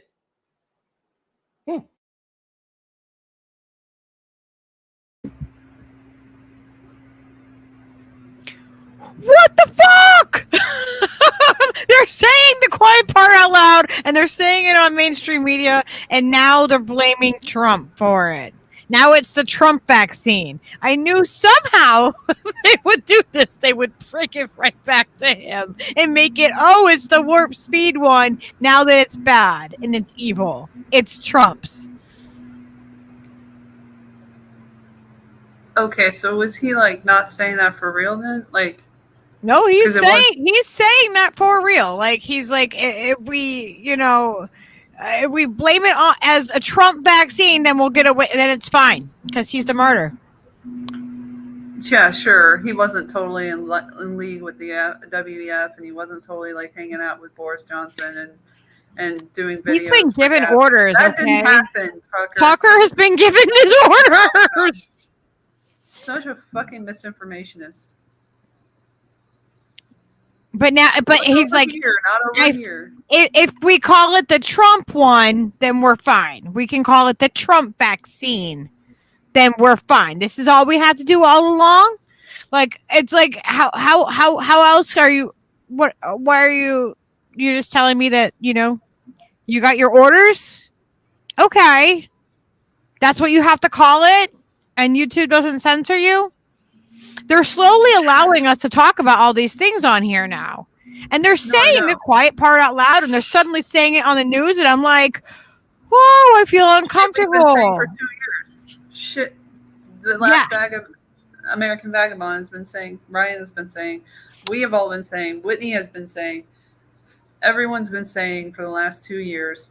We weren't allowed to say in a lot of circles, and now they're fucking able to say them. And even more than that, they're able to talk about the damage that is done to people from this incorrect, ineffective treatment that has been promoted by the mainstream media as well as the public health authorities as the be-all end-all to tackle this pandemic. And I'm just not going to call it the other thing anymore, because that's what the fuck it is. Scamdemic. There's another one. But it's crazy though, right? Like that's on mainstream. Like, we would have never been able to say any of that. We would have been taken down. We would have been given another strike. I mean, I've had strikes on this channel.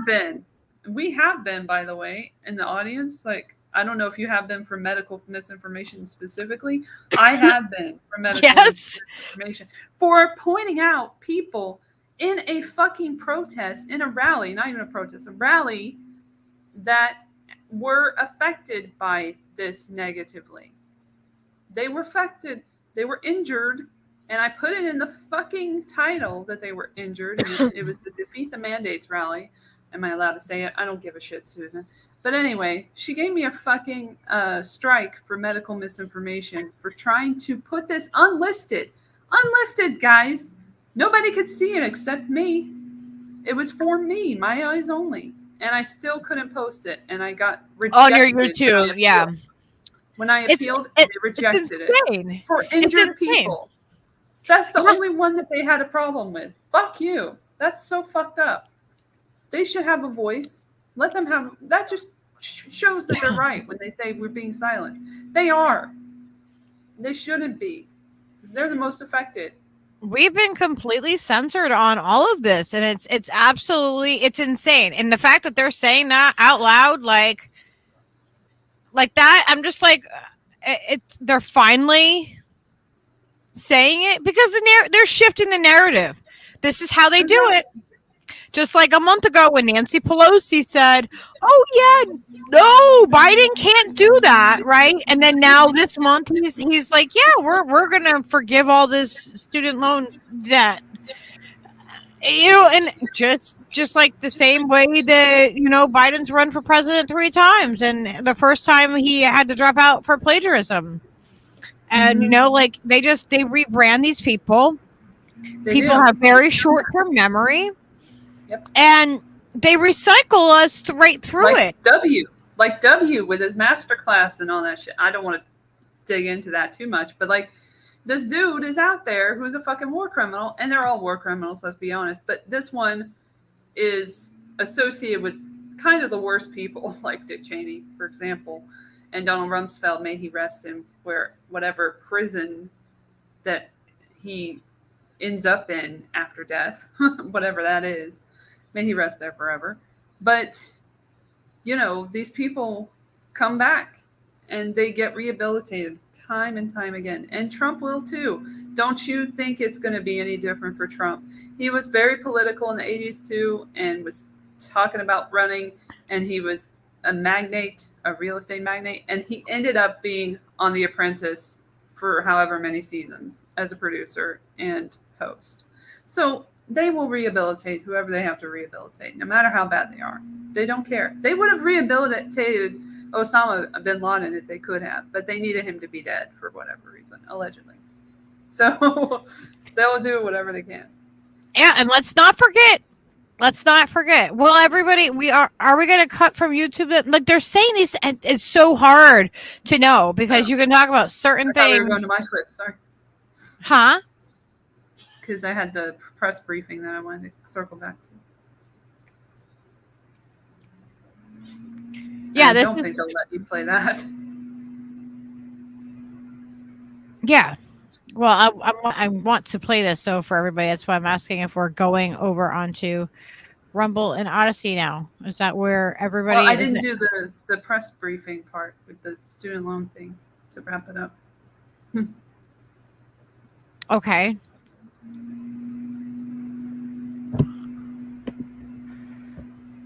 At 1727. Oh yeah, we are. So this is for the first section. Because I don't want to do that on Odyssey. Boring. Yeah. 1727. Excuse me. It's all the ASMR I did. Check out my ASMR video. Lucky was there for a minute, and then she was like, I'm out of here. I can't. I get it. I would have. If you're not trying to sleep, why would you be listening to ASMR? You're weird. Sorry. But like, not you're weird, but like, unless it's like a personality, I don't think I would be there. Look at this picture of her. What the hell? Look where. Wait until you see where I paused it. Yeah. Wait until you see it. You're gonna love it. You're like, how did you pick that? How did you get such a perfect pause? I guessed 2 seconds before where I paused. No, look it. This was just so I could get the question in. Oh, yeah, I did the chat too. I'm so excited about the chat. It's at 1721 though. It's not your exact moment. It's right about there. But look at her face. She just it says it all. She knows what's going to happen. She's like, this isn't Nazi related, so they're not going to be on board. Now we're going after the media again. Look at that. Okay, let me mute this. They're all bad, but like the media in this case is a little bit worse. For potential legal challenges to the legal basis for the student loan. So as you heard from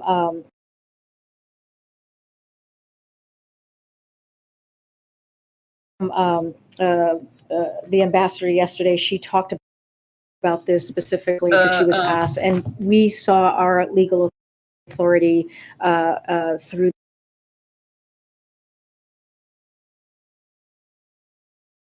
She's a great orator. Through the HEROES Act. That is the legal authority that we are using in order to move forward with this.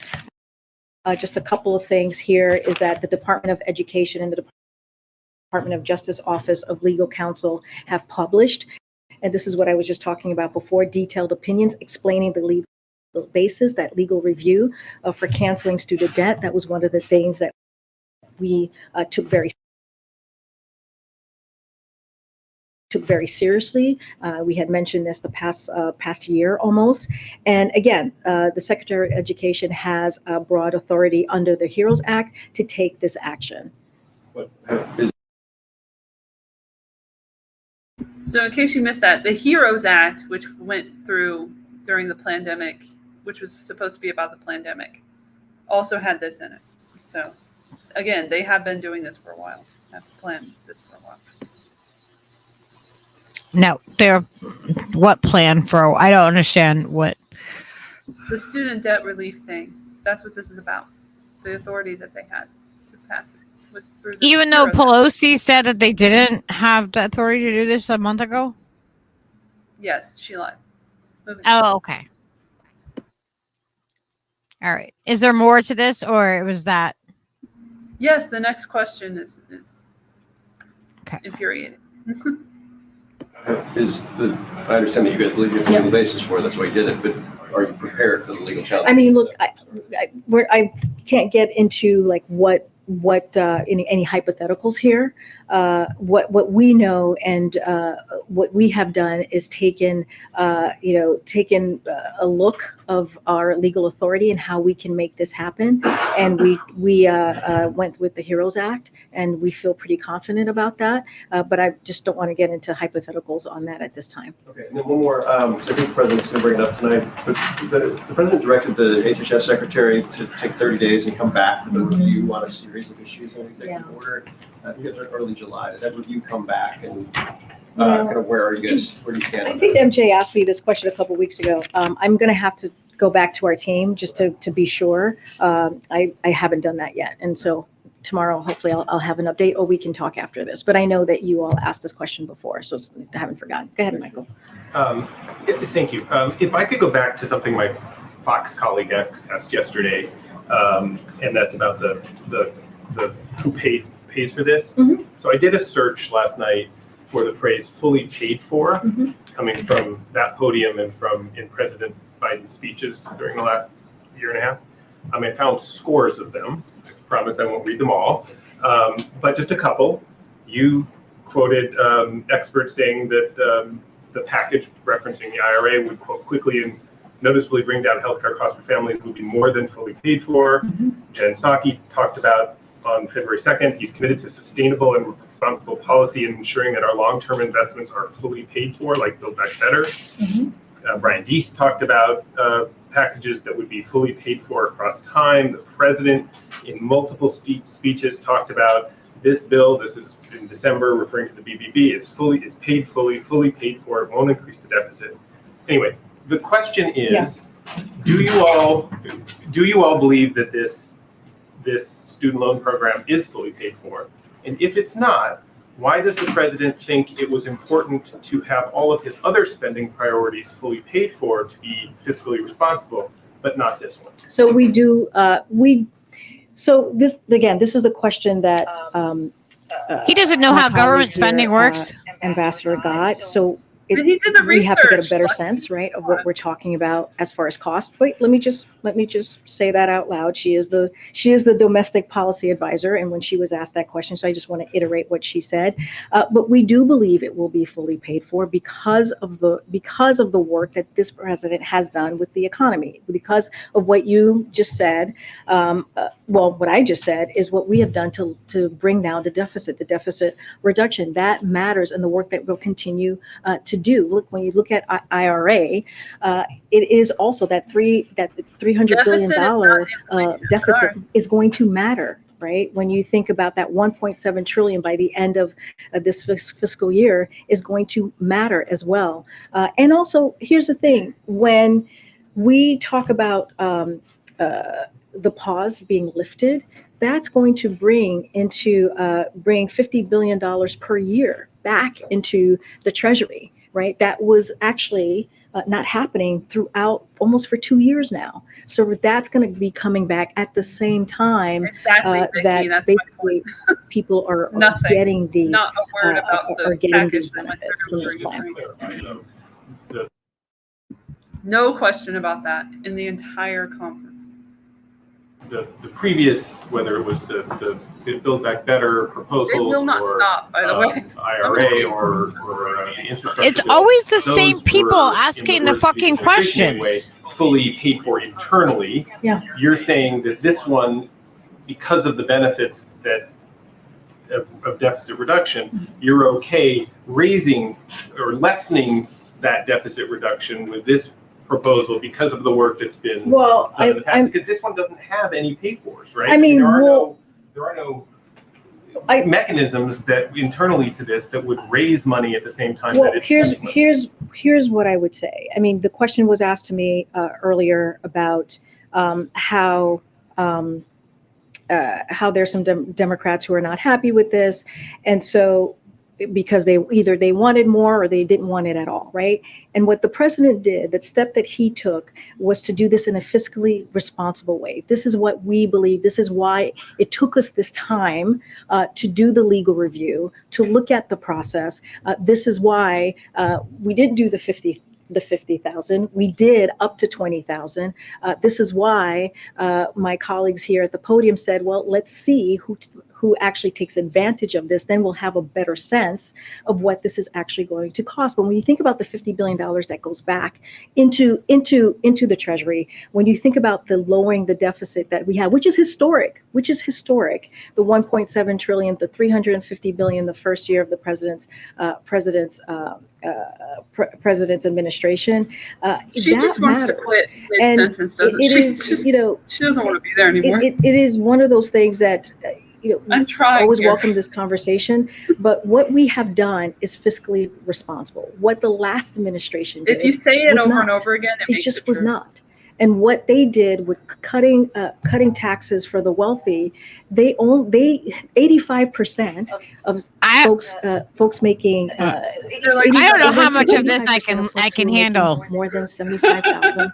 Seriously, like this is like a competition of who's more. And it should matter that this president is trying to give some breathing room for people. She's not giving an answer. She's not giving an answer, and like do they not know the basic how the economy works in a basic sense of the form? I'm not an economist, but I fucking understand that. And most of the debt that is the student fucking debt is compound fucking interest on top of interest. Nobody's paying for it. Exactly. It just doesn't fucking exist anymore. So nobody owes it anymore, because when our money goes in there, it doesn't like that. Your tax dollars, like on the federal level, don't pay for federal stuff. Like that's just not how it works. It's just not. You're paying for the Nazis and their money laundering scheme. That's that we are paying for. That's what we should be talking about, press. And that's what we should be concerned about. But now we're going back and forth with this very incompetent person who should just quit. But what does she get out of this job? I do understand the benefits. Maybe I'm just crazy, but I just don't get the benefits. They love the government, the military. We have socialism in this country. Everyone always forgets this. We have socialism. We have lots of socialism. Our government is a socialist government. Our military is a socialist government. Like it's a socialist like entity within the government. We have socialism. They get health care. They did, and it's gold standard. They get amazing health care, and they deny it to us, the people that actually, our taxes you pay for our officials, right? Just like our taxes pay for, lower education, right? Like I pay taxes that go to, towards the roads, whether you drive on them or not. You have taxes that go towards the roads. You have taxes that go towards education in your area. Allegedly, not my roads, but yeah, allegedly they're supposed to go there eventually. Well, yeah, sometimes I mean, like that's like the way the system is set up to work. But like, I'm paying for things that I don't use. I'm paying for kids' education already that I don't use, and this isn't even. But this isn't even when it comes to state stuff. My taxes that I pay statewide, state taxes pay for the state stuff. I don't know how corrupt Connecticut is, but California is pretty fucking corrupt. So I can't say the same here. Well, I mean, think it's very state to state. Without going into like all of the detail of all of the corruption of how they manipulate it, but that's the general gist and the idea of how things work. It doesn't work the same for every like branch of the freaking. Everyone assumes it's all exactly the same. Like it's simplified. Everybody has a simplified. Our budget, like my household budget doesn't work the same way as the government's budget. That's not the way it works. No. It's much more complicated. They can spend immense amounts of money on bullshit, and we cannot. We cannot afford that. But they can, because they borrow money from countries like China, and then they never give it back. But then they work with them on other things. So. Good to be the government. You don't have to worry about debt, even though you create it all the fucking time, as we saw from the U.S. debt clock. Yeah, it's the poorest people that pay the most in the taxes, that pay the most in everything, that everything costs us more. Yep. Jenna Colby said political decisions are being made to create new dollars in order to fund weapons for Nazis. They could make the same kind of political decisions to fund shit that actually serves people. They could, and Congress, they could wipe chooses things out. not to. Exactly. Not just Congress, because this was an executive order technically through the HEROES Act, apparently. So this. But was remember, Nancy not Pelosi the just a congressional month ago said that this couldn't happen. because she lied. So remember Yeah. that she lied because she knew about the Remember. HEROES Act. She put it through. They all put it through. Yeah. So how And can it's an you say omnibus that? bill yet again with a shitload of stuff. But yet, what they're focused on here is about something, a debt that's owed, that's not even owed to really anybody. Like, it's compounded interest and all this and that. And so, like, the amount that they're wiping out is so minuscule for people who have debt. Yeah. Well, I mean, yeah, for the most part. Especially for your universities. Like, are you fucking kidding me? 20,000 is nothing for 4 years.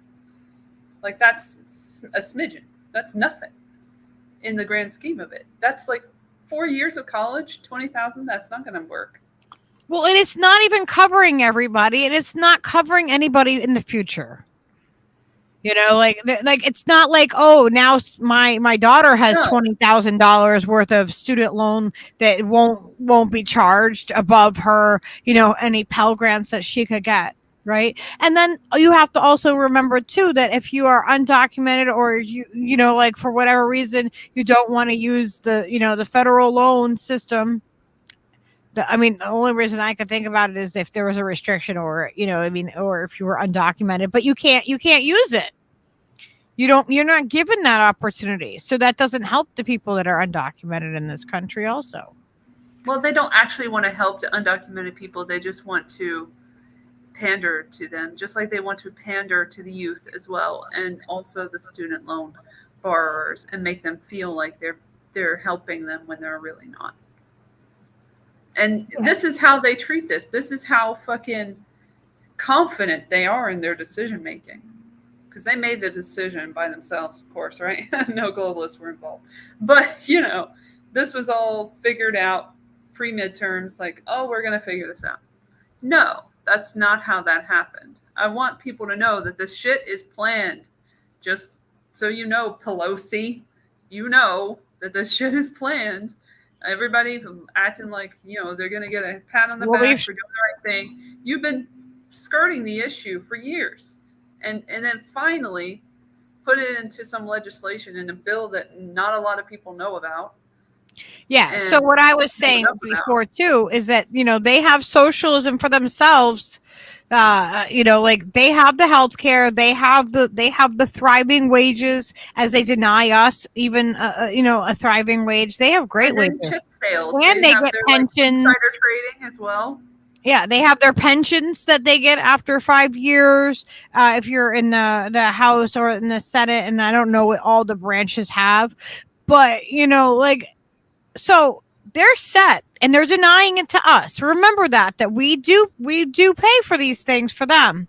We pay for them to have the great health care. We pay for them to have pensions for their lives, and our children, or next generations to come will be paying those pensions as long as they're alive, even if we're not here. It's and they deny us these very, very basic, minimal things. We need to hold these guys accountable, and we need to hold their propaganda to them. No, we need to how do we wake up the people? I think we should go to the other networks now.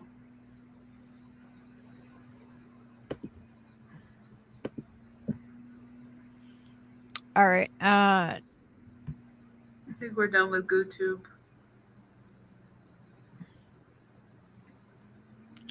And Kareen. Yeah, I can't. All right, there is the link for Rumble, everybody. And I'm getting the Odyssey one. We love you, Drew. We love you, Snorky. Snorky had to go. And Bye, Snork. Drew's gonna go. Whoops. Watch the replay. We love you guys.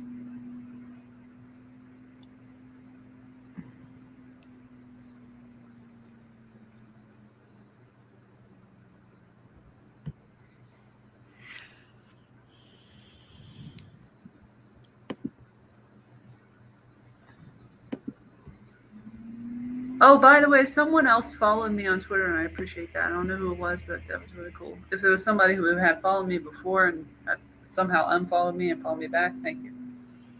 Yeah, yeah, Go Start, exactly. Yeah, and then they're getting book deals, and then they're doing, lectures and all this and that, and then there's merch and insider trading, and yeah, they have every way possible. All right, looks like we're getting a couple people coming into the Rumble. And we have a couple people over on the Odyssey. So everybody on YouTube, we are going to be cutting off the YouTube stream to continue talking about stuff and covering things that, YouTube will censor us for. It's so weird. It's so weird that they're finally letting us talk about certain things. Only if we're certain people. Yeah. I don't want to test it for right now. Yeah. All right. We're getting some people over on Rumble, some people on Odyssey. Where is everybody? Everybody's still on the YouTube. We're gonna be saying goodbye to YouTube. You gotta go over to one of the other platforms for us. The thing. The other thing. The Rumble one I put in the chat. And there's the Odyssey one. Yeah.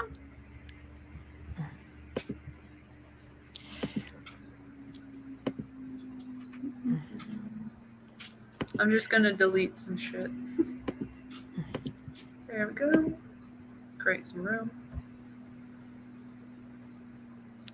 All right. I hope everybody is gonna head over so we can still hang out with you.